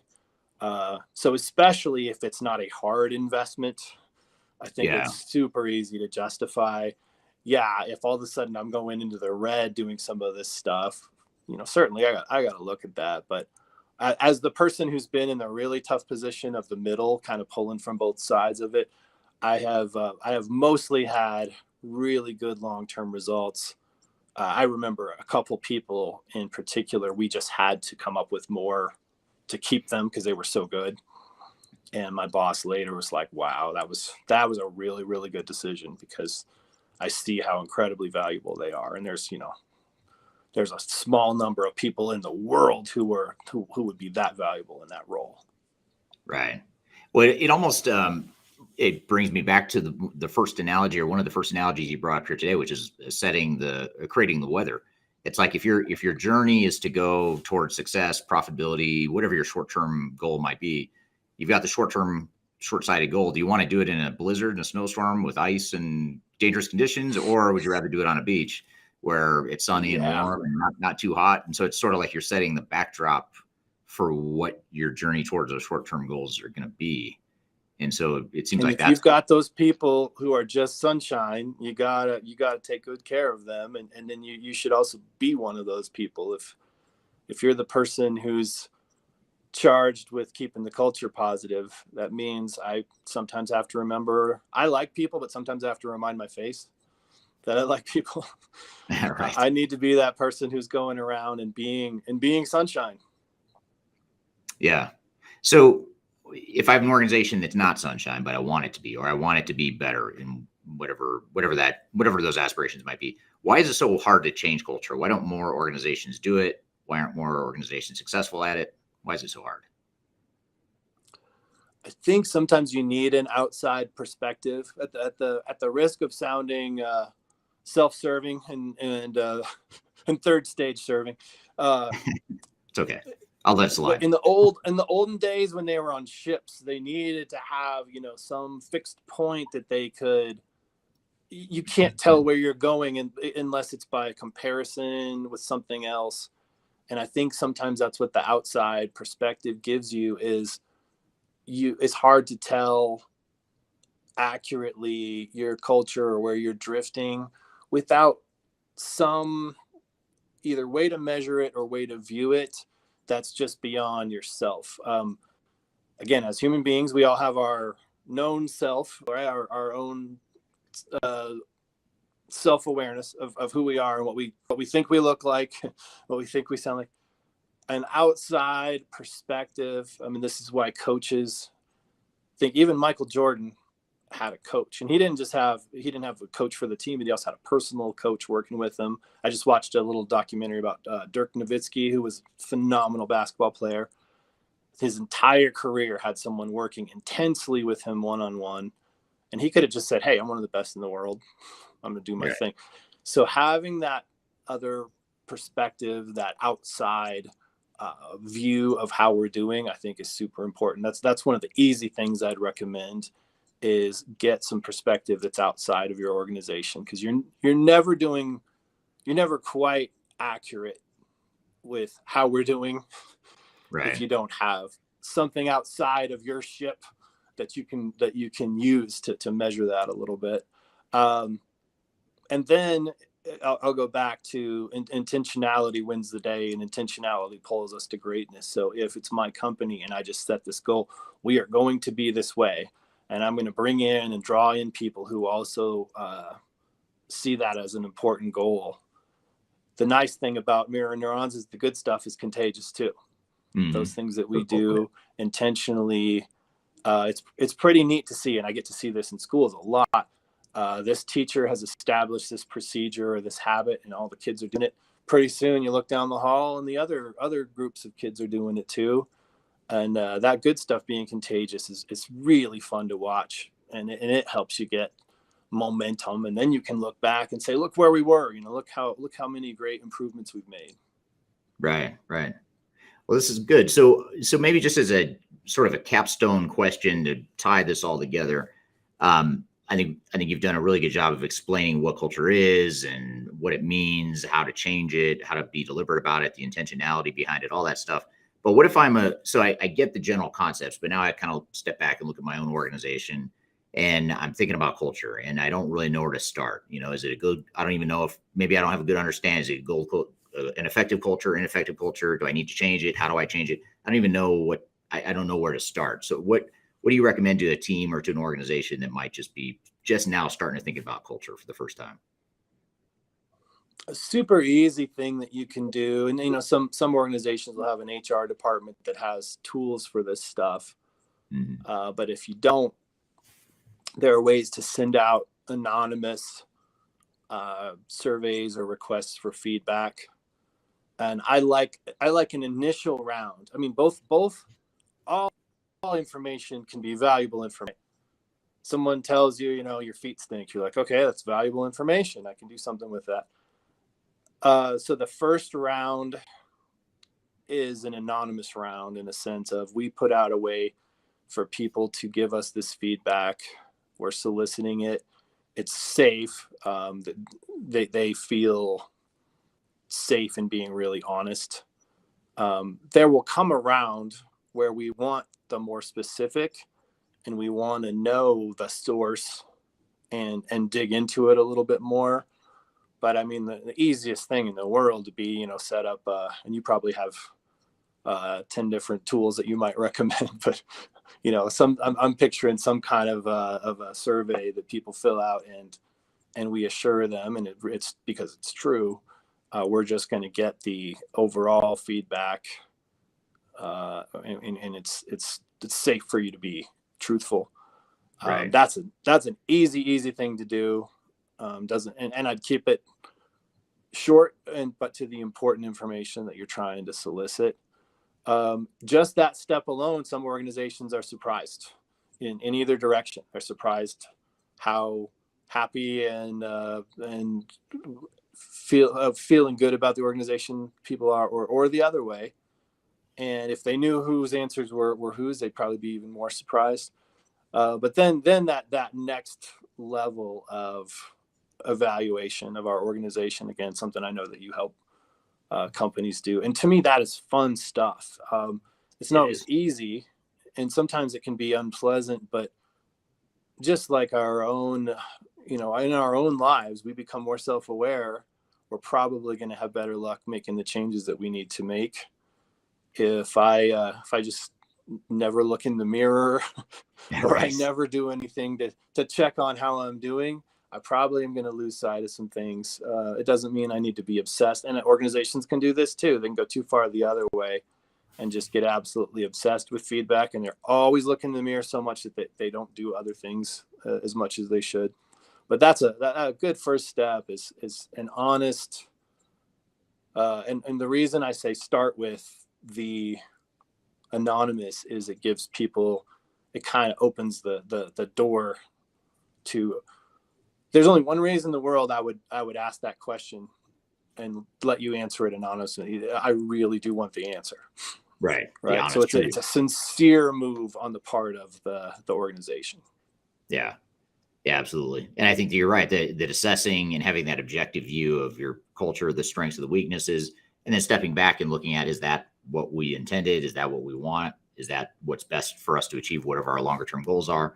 And then figuring out, almost like the dials, on a control board, you're sort of tweaking the culture the way you want it in certain dimensions, whether it's a lot of the things you mentioned, the level of curiosity or the level of expectations, accountability, whatever it is. I mean, every culture has their own way of defining it, but you sort of have to define what you are today, what you want to be, and then ultimately how to transition that culture over time. And just understand that you'll never get those dials quite perfect. You'll always be adjusting them. That frustrates some people, but that's the journey of life. We never really quite arrive. That's how I am with my sound system at home. I can never get it exactly how I want, or the song changes and then I have to change it again because it doesn't sound quite right to me. So it's a good way. But you can get it pretty darn good. You can, and I'm thinking about it. I guess that's the key: is if you're thinking about it, you're focused on it, you're consciously aware. I think that intentionality that you talked about early on is super important because it's deliberate. I mean, you are intentionally doing certain things to drive a certain type of culture, or you're not, in which case the gravity that we talked about will sort of suck it down to the worst possible place.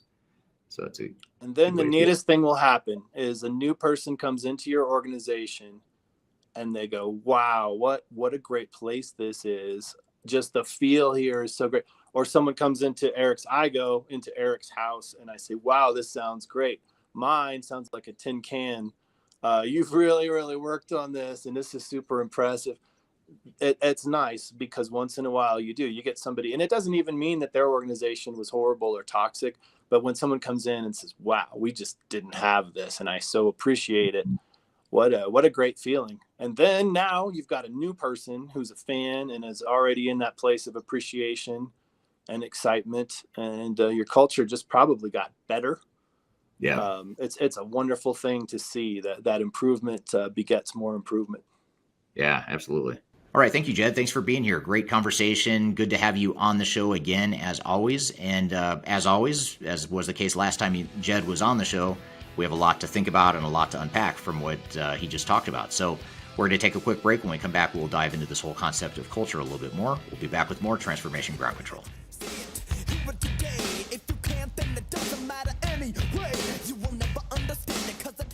If you are involved in any sort of digital transformation or business change initiative, you will want to download the 2021 Digital Transformation Report.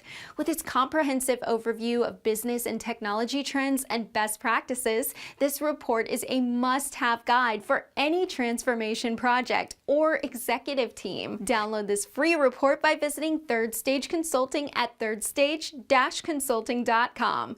You can also visit our website to learn more about us or download independent reports, videos, and other best practices. Again, visit thirdstage-consulting.com today to learn how to take your transformation to the third stage of success.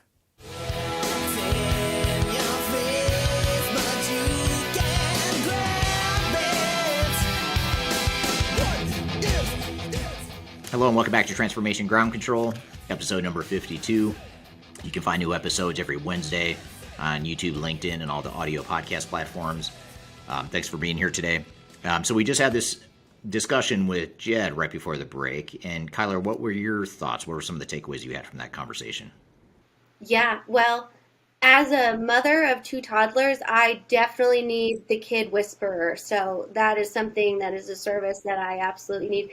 But in all seriousness, I did kind of activate some of his tactics in my parenting that evening, and we had a very smooth night. I have a 1-year-old and an almost 3-year-old, and so usually if in that period of we're hungry, dinner time, work's over, that type of thing, it can get a little wild in our house. And I really was I went up to him and I'm like, okay guys, we're going to have a great dinner. We're going to all cook together your favorite food, and we're going to have like a very successful night. We're going to read books and we're going to do bedtime. And it went really well. So his example of, setting a positive intention so everybody knows what they're doing.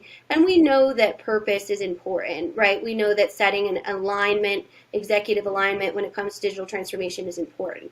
But I've never really heard it on how important it is to do it with a positive spin and to get people excited about it.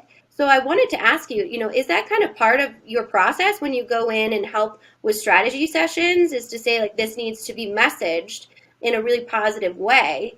And it needs to, be something that employees are excited and motivated about. Yeah, I'd say yes, but it's yes, you want to be positive and intentionally positive, but you don't want to be overly positive to the point where you're not being realistic. I mean, you do want to be realistic and set expectations wherever they need to be set. And you also need to be positive in a way that speaks to the individuals within your organization. So in other words, if you come in over the top with this message of how, we're going through this transformation and it's going to help our stock price. It's really going to help us maximize shareholder value. Okay, I think we all, no matter who we are in an organization, we kind of know that's the purpose of being in business if we're a for-profit, or especially a publicly traded organization. But does that really matter to me at the end of the day as an individual? And so that's a question you have to ask. Maybe it's more important. Maybe for me personally, I'm thinking more about my job, my security, my purpose and meaning in this organization longer term. I don't necessarily get super excited by the fact that I'm going to increase shareholder value. Plus, that's just so high up there in the clouds and nebulous. I don't know how much I actually am.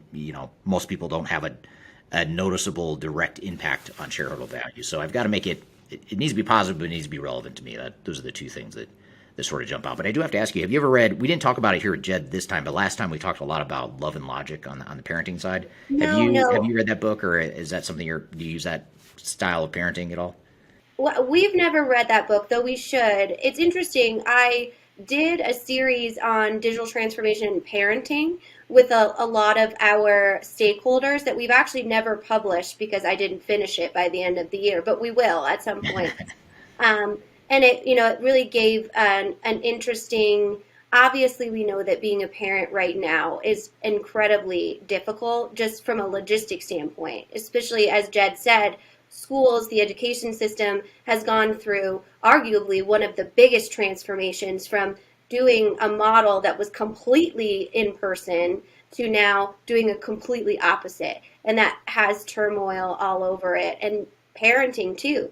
In our community where we live, we had looked at doing different childcare options, and we have at least a year-long wait list for anywhere that you want to, do a daycare center, do an in-home daycare, just because of the overall demand for it and the lack of people willing to be in that industry right now.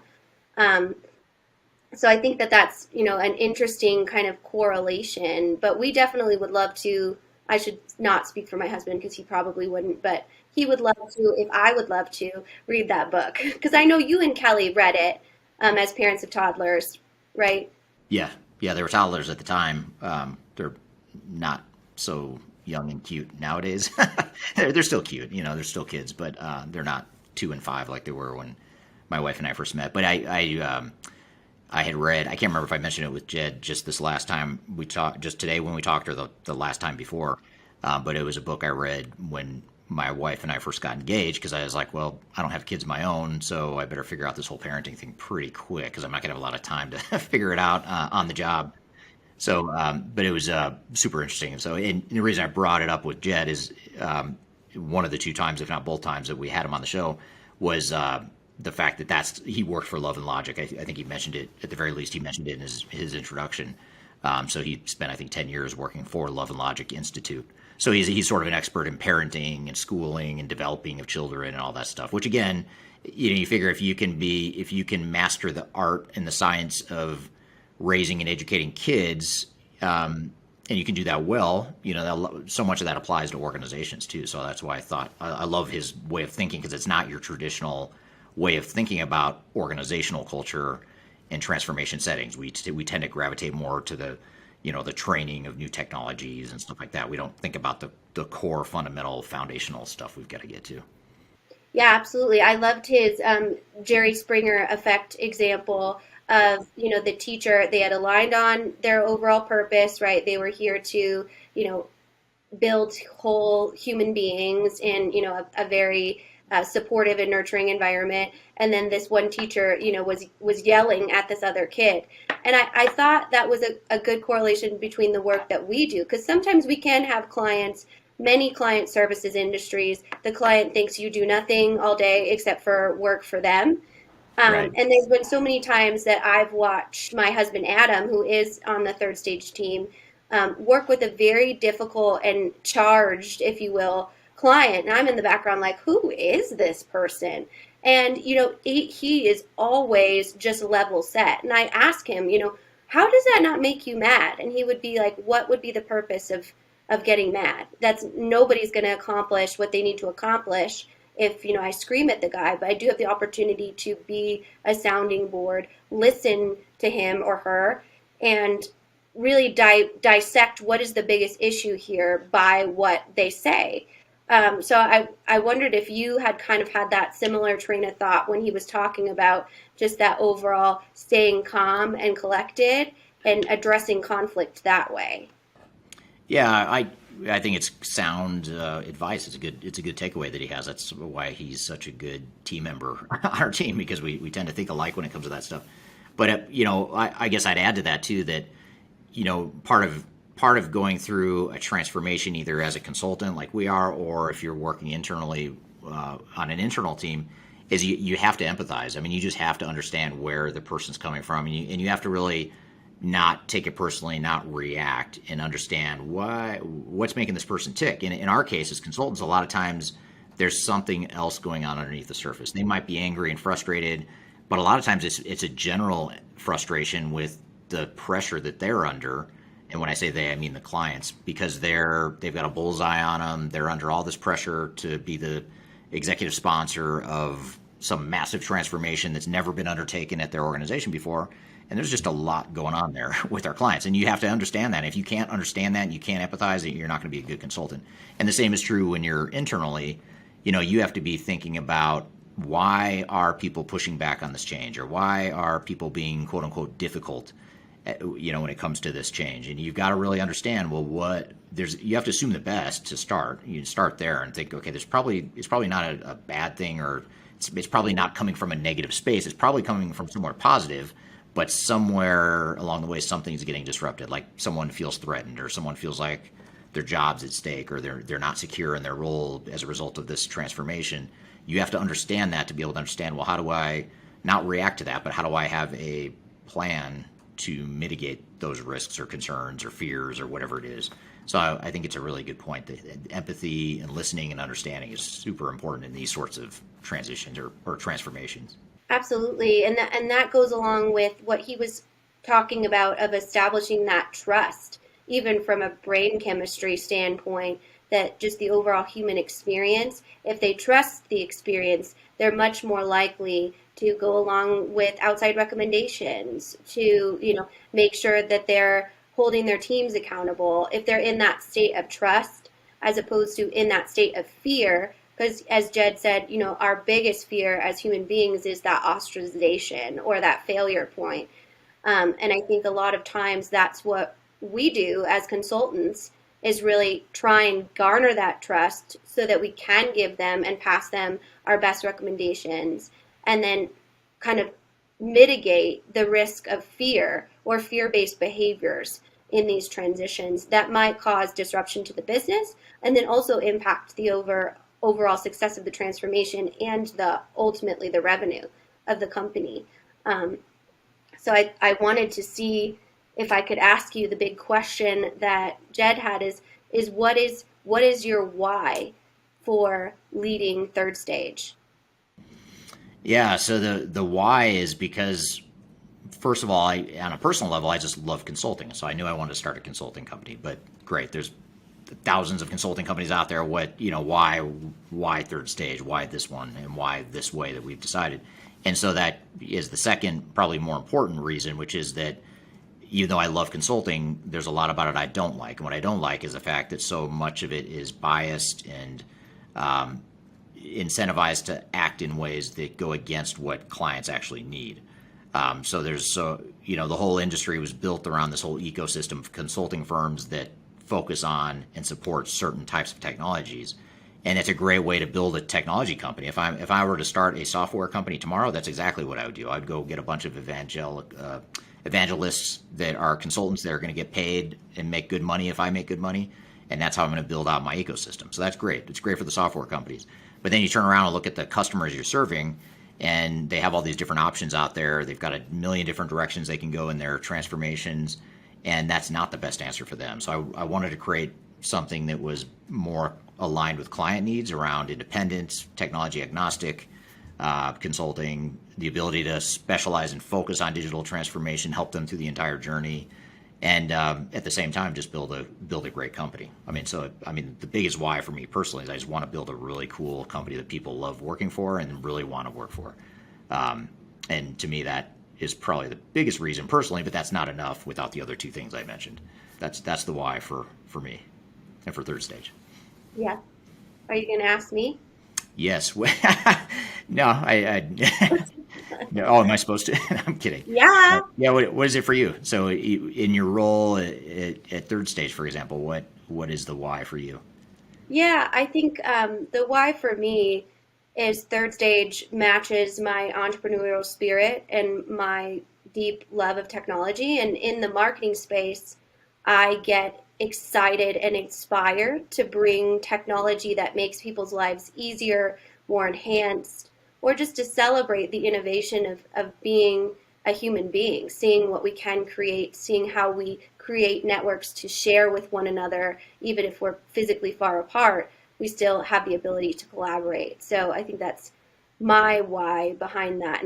And Third Stage really enables me to do that, which I'm very grateful for. So, yeah, and being able to have an impact on organizations and throughout the world. I mean, that's a pretty cool, I would think that's, I don't want to speak for you, but that, to me, that seems like a cool part of what you do.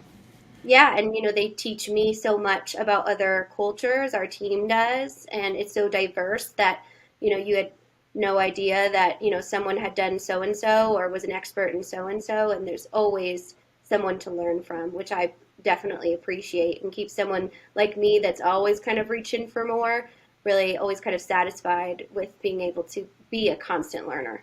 Yeah.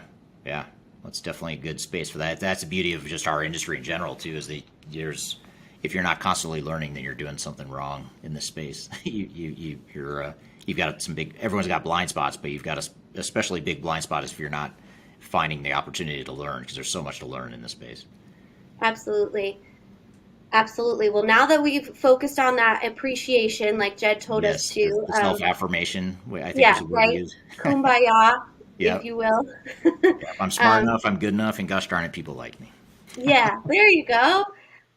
So the next segment with Sarah, the reason we chose this was because it really gives some baseline for organizational change management, and goes through kind of all of just the setting up tactics. So if you heard the emotional intelligence piece, the organizational design and culture piece, and you're like, yeah, I want to do that. This is more kind of a tactical of like, how do you actually do that? Which I think couples nicely with just this great insight that Jedd gave us. Yeah. So we're just kind of moving our way back up to the bigger picture of change management in general, not just culture, but everything else outside of culture related to change. So why don't we take a quick break, and when we come back, we'll play this clip from Sarah Dokowicz, who hosts some of our sister podcast episodes on the Digital Stratosphere channel. And by the way, if you don't subscribe to that channel, or if you haven't listened to that channel, it's a different podcast, similar faces and voices on that show, but totally a different format. It's more of a short form, 10 to 20 minute episodes, released more frequently, versus this podcast, which tends to be longer form formats. Both very good in my opinion. I like them both, but I'm extremely biased as well. I'll admit that. So anyway, Sarah interviewed me for that podcast, talking about an overview of change management. We thought it'd be a good place to start, or sort of give a high-level overview of change management. So we'll take a quick break. When we come back, we'll play that clip. When we come back with more Transformation Ground Control.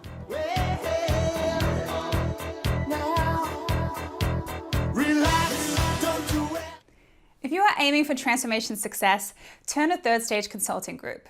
Third Stage's independent and technology agnostic consulting team helps clients define their digital strategies, define their roadmaps, and manage their transformations. With offices in the US, Europe, and Australia, our team helps the world's most forward-thinking organizations through their transformation pitfalls and risks.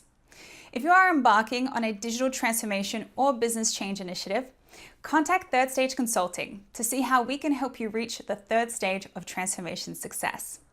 Learn more about us and download independent reports, videos, and other best practices at thirdstage-consulting.com. Relax, don't do it.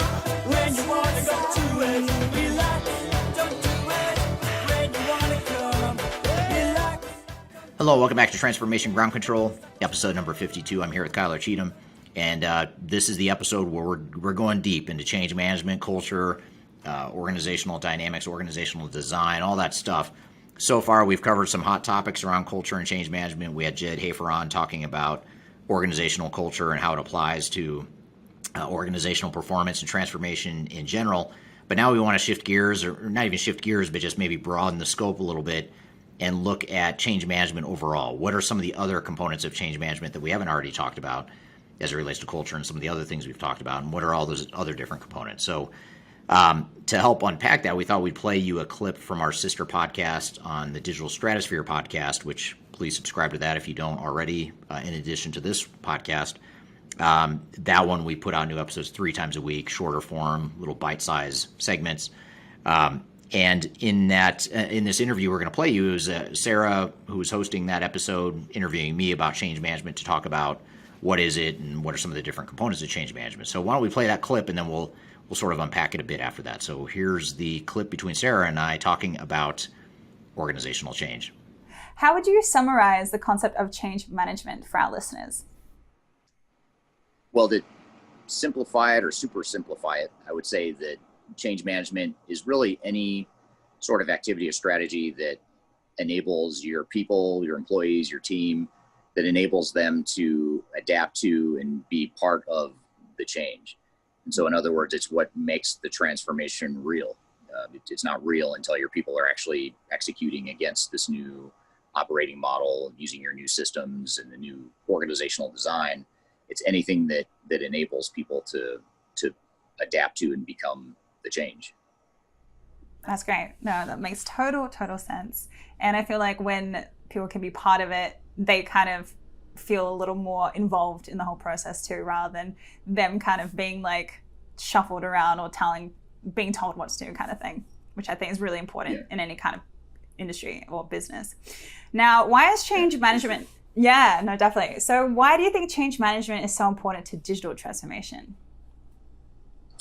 Well, it's important to any sort of transformation. I mean, any sort of business change, change management is going to be important.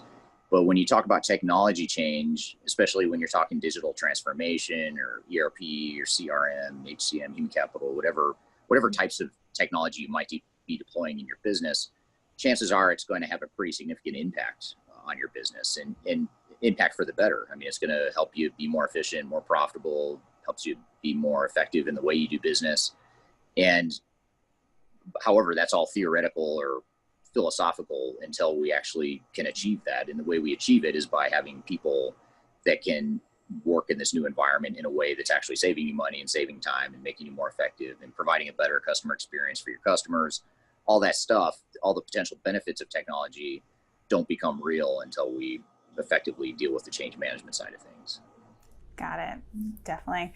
And with all the change going on in the world, such as like technology and changes, remote teams due to the pandemic and economic turmoil and things like that, are people sort of used to change? Or in other words, isn't change just like a given in today's world? That's a great question. And a lot of companies that we talk to will say that. They'll make those sorts of comments that, hey, we're used to change. We just had to move to an entirely remote work environment because of COVID, or we've been out acquiring companies for the last few years, integrating them into our business, or we're growing very quickly, so our people are used to change. And so on the surface, you think, okay, we're used to change, so it's not going to be hard.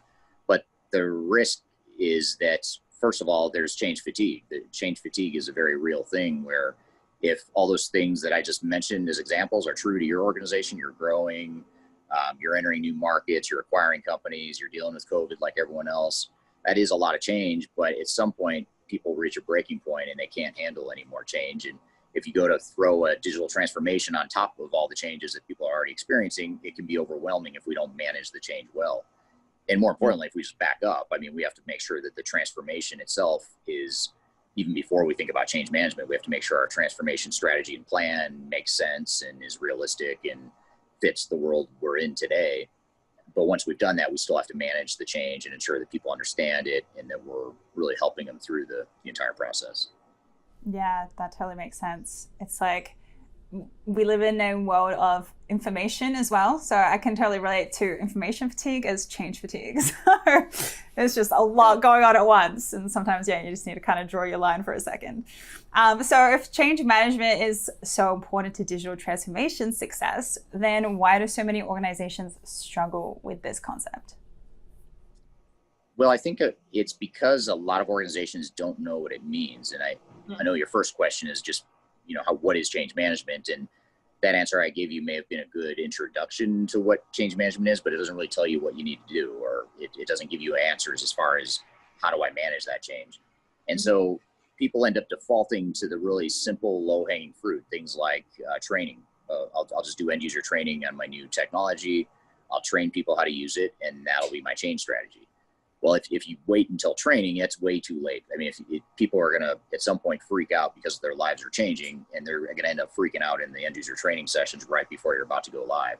So you need to let people have those freak out moments a lot earlier in the process, as early as you possibly can, because you need to work through those freak outs. And that's a very technical term, by the way, so I apologize if I'm getting too technical, but it may not be the most technical term, but every organization has those freak out moments. And so we need those people to be able to work through it, and we need to have a clear strategy and plan to migrate people through that whole transition. And these are pretty disruptive technologies typically that we're talking about. So it, like I said before, has a lot of benefit potential, but it's also highly disruptive to your operations and your people in the meantime. Yeah, totally. So many people think of training and communications when they describe change management. So is that an accurate description, would you say? No, there's a lot more to it. Maybe building on your last question a bit. There's things that, certainly, first of all, training and communications are both very important. I don't want to downplay the significance, but those are more kind of capstone type activities. In other words, those are things that happen after you've done a bunch of other more fundamental stuff. So things like just defining what your future state organizational structure is going to be.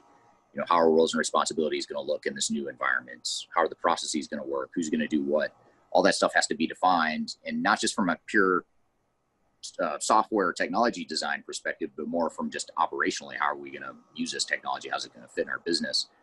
And that's one thing that oftentimes gets overlooked, because the software vendor or the system integrator that's building the software, all they really need to know is just how does the software need to be built. But what we need to know from a change perspective is we don't really care how the software is going to be built. We care about how it's going to affect people and how it's going to change their jobs and change the processes. So we need to define the difference between point A and point B, where we are today and where we're headed in the future, and how it affects different people. So Sarah is going to be much differently affected than Eric's going to be affected. So we need to figure out a change strategy that allows Sarah to migrate at her pace and it's in a way that's specific to her, and I need to have my own change plan or approach that's going to help me through my transition, because my changes are different than what you're going through. So that sort of getting into and unpacking what the changes are is one of the biggest prerequisites. And then there's also the, actually executing on multiple change strategies, not just training and communications, but also having change discussions and workshops with people to involve them in the changes and help them understand the changes. All that sort of stuff is important well before training and communications happen. Okay, great. Thank you for clearing that up. Now, I wanted to shift gears and talk a little bit about change resistance, because I know that you and the rest of the third stage team commonly work with clients that think their people are going to embrace change, only to find out that later they are resisting it. So can you explain this dynamic to us? Yeah, so that's a very common dynamic that you mentioned, where companies will say, our people are used to change, like I was saying before, or they're ready for the change. They're tired of their old systems. They know these processes are broken. They know these technologies are outdated. So they're ready for us to implement new technology. And I have no doubt that that's true for most organizations and most employees. And I think the first thing and the most important thing to recognize about resistance to change is that most resistance doesn't come from a bad place. It doesn't come from a desire to sabotage the company or sabotage the project, or a desire just to resist change, to be difficult or whatever. Usually people are on board with the change, but the problem is when you start messing with people's lives and you start taking away job responsibilities because now it's going to be automated in the technology, or you start moving roles and responsibilities around, or you take away that spreadsheet that I created 20 years ago to help manage the business. And I take pride in being able to manage the business using the spreadsheet, and only I can use the spreadsheet to manage the business. Now, all of a sudden, you're taking that away from me and you're saying anyone could do this with the new technology. I'm going to feel threatened by that. And I don't mean that necessarily in a bad way. I'm not trying to be malicious or ill-willed, but as an employee, I'm going to naturally resist that. And it's very understandable because we're human. So we have to figure out how do we help people understand that there is going to be resistance. It's not a matter of if, it's how much resistance is there going to be, how severe is it, where is it going to come from? Certain parts of your company are going to be more or less resistant than others. And most importantly, what am I going to do about it? How am I going to mitigate those risks, and how am I going to help people through the change and help them overcome that resistance? Yeah, no, it's so true. And like you bring up a point where it's like, obviously the change is trying to be implemented to improve, the process and the systems and everything that you have going on. But again, at the end of the day, when you're dealing with humans are very ego driven as well. So that's another thing that you have to deal with, especially when you're saying, you might be taking someone's job completely away, or the person that could only do that one thing, and now anybody can do it. And yeah, that is a threat to a lot of people. And at the end of the day, I think it's very important on how you treat the people that do work within the companies to be able to help them embrace the change rather than resist it. So yeah, it's also a cultural thing too. I mean, you're kind of hitting on another point, which is every company has their own unique culture, and every company's trying to maybe bend their culture or tweak their culture a bit. And the way we manage people during a transformation is going to, that should reflect our culture and what we want to be. And a lot of times companies take pride, for example, in having, a very employee-centric model or being a great place to work. But then they go through these transformations and they totally skimp on the change management activities, and it's in conflict with that culture that you've spent all this time creating, and a culture that might be a competitive advantage for you. Now all of a sudden you're undermining it because you're not managing change the way that people are used to you doing it or would expect you to do it in that type of environment. Yeah, absolutely. So it does sound like a pretty complex topic. You're dealing with a lot of different issues at once, I guess. And I can see why change management would be so important to a transformation. All right, this is good stuff. We're going to take a quick break. When we come back, we'll pick up and finish this conversation. You're listening to Transformation Ground Control.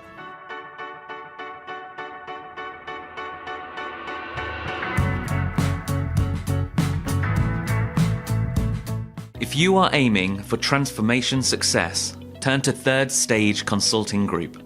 Third Stage's independent and technology agnostic consulting team helps clients define their digital strategies, define their roadmaps, and manage their transformations.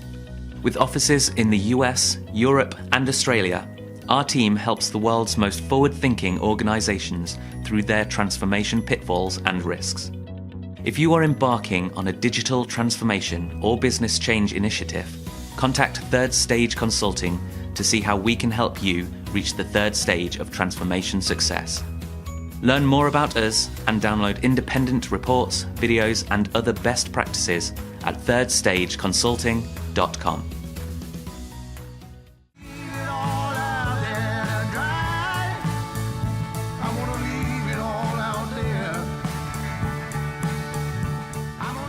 Hello and welcome back to Transformation Ground Control, episode number 52. We're playing you a clip between Sarah Dokowicz and myself talking about what is organizational change management and providing that overview of change management.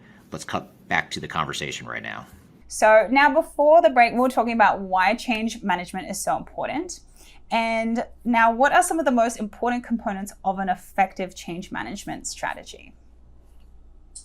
Well, in no particular order, maybe semi-sequential order, I would say that the first thing is an organizational assessment and really starting to quantify and define what your potential sources of resistance are going to be. And again, like I mentioned before the break, it's not a matter of if there's going to be resistance, it's a matter of how much resistance and what's the root cause of it and how do we tackle the resistance. So with an organizational assessment, the goal is to understand and define what the potential sources of resistance are going to be before they ever become problems, so that we can mitigate them from the start and not have to worry about fixing it later on. And, change management is so often what derails a implementation or causes time delays and just things that go off track. And so we really need to get ahead of it as much as we can and really define what the organizational assessment is as a starting point, which then, by the way, leads to a change strategy that's more specific to you and your organization and your culture and what you're trying to accomplish. A couple of the other things that are maybe the low-hanging fruit, the really big buckets of important change activities. Another one is organizational design. That's an area that a lot of companies don't really think about, is defining what the organization is going to look like. Are you going to have a shared service model where you're consolidating all your procurement functions into one department now, and you're going to centralize that and you have common processes for your procurement process? If so, what's that going to look like? How are people going to do their jobs? What are their roles and responsibilities going to be? And ultimately, how are their jobs going to be affected, so that we can start enabling some of those changes and start to roll out some of those changes rather than just waiting until we go live with new technology. So that's another one. I'd say obviously, training, communications that we talked about, those are important factors and functions. And then another one that's really important that a lot of times people don't equate to change management is this whole concept of benefits realization. So how do we actually achieve the benefits we expected to get? So when we defined what we thought we wanted technology to do for us, how do we ensure that we are enabling people to actually help accomplish that? And so really focusing your change efforts on measurable improvements to the business is a way to take something that's often viewed as a sort of a touchy-feely, nice-to-have activity, and it turns it into something more tangible and pragmatic and measurable. Okay, got it. Awesome. And how should these change management work streams fit into the overall project, would you say? Well, there's a couple different ways. I mean, first of all, I'd say that as a general rule of thumb, change management should be incorporated into your overall project plan. It should be part of your overall transformation strategy. It shouldn't be a standalone strategy that you just do in parallel. It should be part of a bigger plan. And so that's the one commonality. But beyond that, I mean, there's a number of ways you could structure it. A lot of times companies will have a separate change management team where all that team is doing is helping manage the change. I personally like the approach better where you embed change management into everything that other people are doing. So for example, if you're a business process lead on a transformation, your focus and your number one priority might be defining what your future state processes are going to be. But another really important role that those people should be playing is, how do I identify what the impacts to the people are going to be and how we can enable those changes, and really bake the change management stuff into the day-to-day activities of the project. I like that approach better. It doesn't always work because a lot of times people don't have time, along with their other responsibilities, to do the change stuff. And a lot of times the change stuff will fall off the radar if they don't have the time. So that's where a dedicated change team can help. But the problem with the dedicated change team is that oftentimes the change management stuff gets disconnected and siloed from the process and the technology stuff that's happening, and it's not aligned oftentimes. So, in a perfect world, I'd say embed it as part of the overall project team responsibility, but if necessary, you can also have a separate change team as well. Yeah, that's really informative. I appreciate that. Because, yeah, like you said, in an ideal world, it would be nice to have it all kind of in synchronicity and, connected, but it can't always be like that. So I wanted to ask, what are some of the prerequisites that need to be in place before a team can be effective in their change efforts? Well, the first thing is that there has to be a clear definition of what the future state operating model is going to look like, what your future state business processes are going to be, because really that's the foundation for everything else. And anything change related, it all ties back to how, what the changes are and what that gap analysis is between the way things are today and the way things are going to look in the future, so that we can role by role and department by department look at how are different people affected differently by those changes. So having a clear definition of the business process model and the business processes is one prerequisite. And then the second one that we talked about before, but needs to be done before you really get too far into your change efforts, is just the organizational design. What are roles and responsibilities going to look like in this new world? And again, it's not just about how technology is going to be used, it's about who's going to be doing what and what responsibilities are they going to have in this new world. Awesome. Yeah, totally. And what should a digital transformation change management team look like? So what type of team and people should focus on the change management? Well, we talked about how it should be structured a couple questions ago, but as far as the types of people you want on the change team. Ideally, you want people that understand change management and understand the need and importance and priority of change management, but also understand hands-on how the business works, and they understand the operations of your business. And I'd say that's probably one of the biggest challenges with change management practitioners in general, is that they might be really good at the change side of things, the soft side of change, but they're not always good at, and they're oftentimes not good at understanding just how supply chains work or how financial and accounting operations work. You kind of have to understand that stuff to be able to really be effective at change management. So ideally, you want people that can understand the softer side of change, but they understand the more tangible, pragmatic side of your operations. And then, there's also certifications and training out there for change practitioners. If you're an operations person, for example, that doesn't have that soft skill set, I think it's a lot easier to go get that soft skill set than it is to try and teach someone with the soft skill set to teach them about business and operations and things like that. So you can get ProSci certification, for example, or I think Change Management Institute is another organization that does certifications and training for change management. We provide a lot of YouTube videos and training resources on our website for change management. So there's a lot of resources out there that you can get to pick up the skills you need.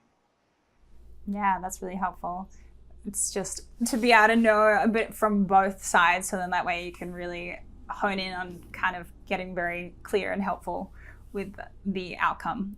So what would you say to executives that think change management is a touchy-feely thing or something that's just a nice to have? What are your thoughts? Well, I'd say the number one thing or takeaway I'd leave with someone who's thinking that or asking the question is, I've yet to meet an executive team or a program manager or CIO or CFO that's been involved in a transformation that has said that they regretted spending too much time and money on change management. I've yet to meet that person that even thinks that they've spent enough time on change management. Most of the time, even with our own clients, they wish they would have spent even more time than they did on focusing on change management. So I guess that would be the big takeaway, is just, look at history and look at why so many projects fail. And the reason so many projects fail isn't because of the technology. Typically, it's usually because we haven't managed the organizational change management side of things well. Yeah, you bring up a really good point there. And what are some of the ways that organizations can get started with their change management initiatives? Well, I'd say that the first thing is that organizational assessment I was talking about before. If you can start off by assessing from a quantitative perspective and a qualitative perspective, what is the lay of the land? Where are those organizational pitfalls and likely sources of resistance? And most importantly, how can we use that to inform a more effective change strategy?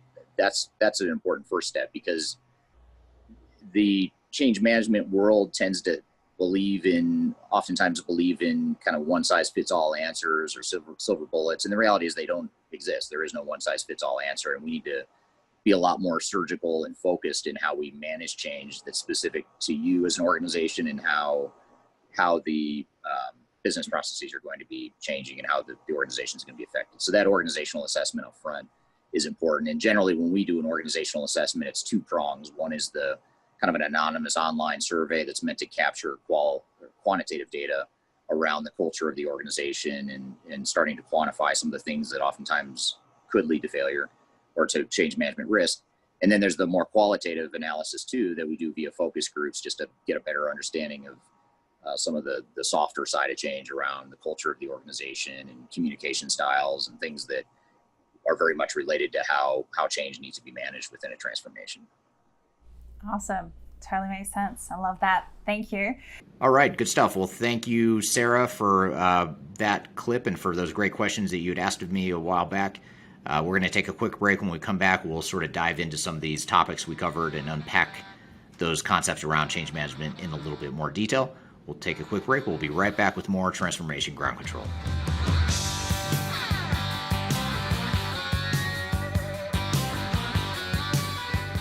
So for all you listeners of Transformation Ground Control, I wanted to remind you of a premier annual event that we host every year. It's called Digital Stratosphere. It's a virtual conference that we've actually shifted to virtual since the pandemic.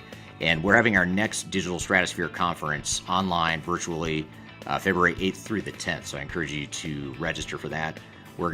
Myself and others from the Third Stage team will be hosting sessions, facilitating sessions about software selection, how to implement software, what some of the best practices are, change management, digital strategy, program management, all the stuff you need to know to make your digital transformation successful in 2022 and beyond. This event's for you. Registration's free. We encourage you and your teams to join.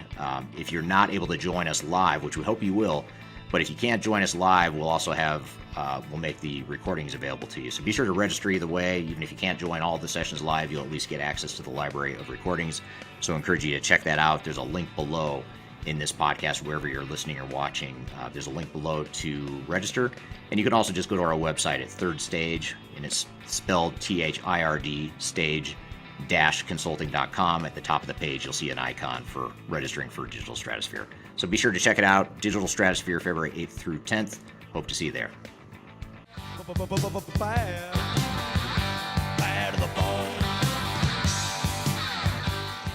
Hello and welcome back to Transformation Ground Control, episode number 52. My name's Eric Kimberling here with Kyler Cheatham. And Kyler, we just had the clip that we played here between Sarah and myself talking about change management. We've talked a lot about change management in the show over 51, now 52 episodes. What takeaways did you have from that clip, especially now that we have touched on change management so many times in past episodes? Does that change anything for you, or do you have any takeaways from that clip?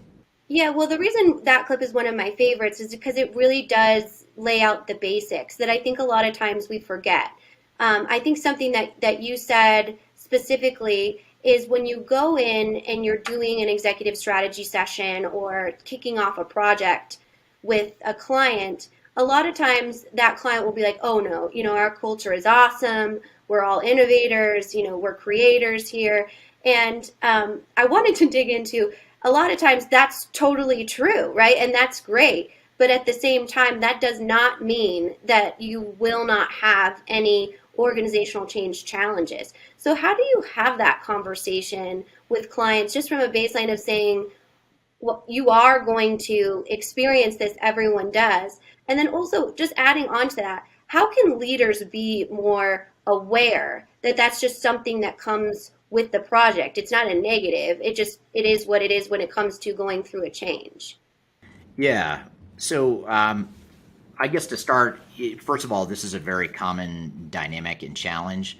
And it's something that it is hard to get executives to see and understand without having, again, felt the pain. And so what you don't want to do is wait until the executives feel the pain, because by the time they feel and recognize that there are change management issues, it tends to be too late. And by that point, you've already derailed the project and you've created significant delays. So you don't want to wait until the executives feel it. So what you do is if you can, on the flip side of the other extreme, is you could tell them how important change management is and how they need to do change management. That's usually not enough either, because change management doesn't mean much unless you have a very prescriptive, specific way of addressing change. And more importantly, if we back up even more, it's not enough to just say we need to do change management, because we need to understand why. Why do we need change management? What's going to be unique to this situation that's going to create change management issues? Certainly, we see a lot of common patterns with organizations we work with where there's common change management issues and challenges, but we need to talk the language and speak situationally to what exactly this client is experiencing. And not only just what this client is experiencing, but within the client, different work groups, different individuals and departments and business units are going to have different things motivating and driving them, and different things that might affect the level of resistance to change. So the way to do that is to diagnose and to have organizational assessments that help create a very specific, tangible way or understanding of the current environment, and sort of exposing the landmines that are out in the field that we're about to walk out to. And if we don't do that, then it's just sort of a nebulous term like, hey, let's go do change management, and it doesn't resonate. But if we can say, here are where the landmines are that are specific to you, and here's what we recommend you do to overcome those landmines or to navigate those landmines, that speaking that language and being more specific in that way can be very helpful. So that the organizational assessment, though, is the prerequisite to get there, though. Absolutely. And if you are an executive or a future executive listening right now, what would be a piece of advice when it comes to just accepting that change management is a hard, tangible part of the project? Yeah, that's that's the education part. So we have to make sure that people recognize and expect that change management is going to be difficult. One of the most common dynamics we see with clients we work with, especially on the executive level, is you hear executives say change management shouldn't be a big deal for us because everyone's tired of their old systems. They see the need for a new system. We've already talked to them. Everyone's on board. So we should be okay with change management. As long as we train people and keep them up to date, we'll be all right. We hear that all the time. I mean, it's probably one of the most common misconceptions we hear from clients. And a lot of times clients think, yeah, I understand you say change management's important and it's important for most other organizations, but we're different. We actually are ready for the change. And that's another thing we hear all the time. So again, it's hard to win the argument as consultants early on because there is this level of excitement and we haven't gotten below the tip of the iceberg yet in terms of really unpacking the resistance that is inevitably going to happen. So that's why that organizational assessment, again, if we can convince a client to do an organizational assessment to assess the culture, assess the strengths and the weaknesses, then usually as you dissect it a little bit more, then it becomes more tangible, more pragmatic, and then it becomes easier to see the path forward or what the path forward should be for your change management efforts. And relating it back to our conversation earlier, we do see a lot of executives standing up to say, okay, we need a strong culture. We need, a really strong employee benefit program. We want people to work here. Why is it that they are so, interested in that piece, but a piece that directly correlates to that, which is change management and going through that in any sort of transformation or technology implementation project? They seem to say, no, we're fine with that. And to me, those two really go together. Is that the way you kind of look at it? And why does it seem to be kind of tip the balance towards the culture side and leave organizational change kind of in the dust? Why is that? That's a great question. As you were talking or as you were asking that question, I was thinking about, I don't know why this popped in my head, but it does relate to what you're saying. 20 years ago, early in my career, if I were to talk about some of the common reasons why leadership teams and organizations might overlook or choose to overlook change management, a lot of times it would be that old school mentality of we don't need to worry about change management. They're just going to do it because we tell them to. We're going to tell people to change and they're just going to do it. I mean, they don't have a choice. So why are we worried about change management? Yeah, they're going to suck it up, and they've been told what to do for 30 years, and they're going to do it again when we tell them this time. So you heard that a lot more like 20 years ago, early in my career. You don't hear that nearly as much now. I think people, have advanced in their leadership styles, and there's a, sort of a universal recognition that the command and control management style and cultural mindset is only helpful in very select cases of crisis and, certain moments in time where you need to take a command and control approach, but in general, it's generally not a preferred plan A. But the reason I bring this up, though, is because now I think the intentions are actually good. I think people actually genuinely think that change management is not going to be a problem. I don't think it's that they don't value change management. I think they value the people, they value the culture, but I think they genuinely think and believe people on the surface when they say, yeah, we're on board with putting in new systems or new processes or changing the organization to be more nimble because we're so bloated or we're so inefficient, and we get it. So on the surface, people are telling us that change management is not important. I mean, that is what most leaders are hearing. So I don't doubt that, and I don't think it's coming from a negative place as it might have been coming from 20 years ago. But it's almost like it creates this false sense of optimism because the people themselves are saying, yes, we're ready, yes, we're on board, and we're going to support this change. They're saying it because they don't know any better either. So we're creating this sort of closed feedback loop that's very biased and unrealistic. And to me, that's the real problem. So we've got to kind of undo that or open the closed feedback loop to the outside to see that, there's more to it than what we see on the surface. Yeah, that's really very interesting, fascinating, even, how that overall psychology of a transformation. And then one thing I feel like it's important to revisit from that clip that was just a little over a year ago when the pandemic was really kind of still trying to figure out like what is this? Not that we aren't still trying to do that, but we're a bit more informed now. But you talked about change fatigue, and that really kind of resonated with me. And the challenge of change fatigue and how to make sure that doesn't happen. Because I can imagine right now, if I'm an employee, I went from an in-person work environment, now I'm remote, and I need to learn how to use all of these systems remote and manage my household at the same time and go through that huge change. And then I'm back in the office, and then I'm back out of the office, or I'm, quarantining or something, or my kids quarantining. And there's just this level of constant change within our overall environment. So now that we're 2 years into the constant changing, how do you create, or I guess make sure that you're triaging any change fatigue that might be happening within your organization, because you do want to continue to innovate and implement and grow, but they're tired, Yeah. they're tired of change. So Yeah, how do you evaluate that? it's such a relevant question today, because people are tired. They're tired of, even though a lot of people say that, work from home for office type workers or the people that have the luxury of being able to work from home. A lot of people are saying that's here to stay and that's sort of a permanent thing. But there's a lot of people that are really tired of it too. Tired of being on Zooms, tired of not being able to separate work from home and not having that clear delineation. So, and the fact that along with that work from home and all the other disruptions caused by the pandemic comes the fact that now you've also got these digital transformations that in many cases are being accelerated or forced on organizations because of changes in the world. There's a lot of change. People are tired. So I think the first thing is to make sure you have a realistic strategy overall and a strategy that fits you. If people are tired, if they're burned out, maybe you don't need to move at as fast of a pace as you'd like. It may not be ideal. It may not be what you want in a perfect world, but this is reality. People are tired. Then let's, have a strategy and a roadmap that takes that into account. The other option, if time is not on your side and you just don't have the luxury of slowing down, then maybe you think about, all right, well, how are we going to staff up the team then? How are we going to add more resources and make sure that we've got the bandwidth and the support so that we're not just adding workload to an already spread thin workforce?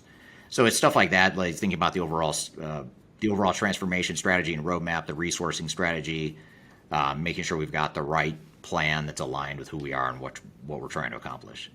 And be realistic too would be the other piece of that. Well, good. Well, I think that, again, that's such a really relevant conversation for right now. And I know we're going to go into some greater detail on change management at our 2022 Digital Stratosphere event, which is happening on February 8th through the 10th. And Eric, do you kind of want to talk about Digital Stratosphere just real quick and kind of give our audience an overview of why you started it and what it is?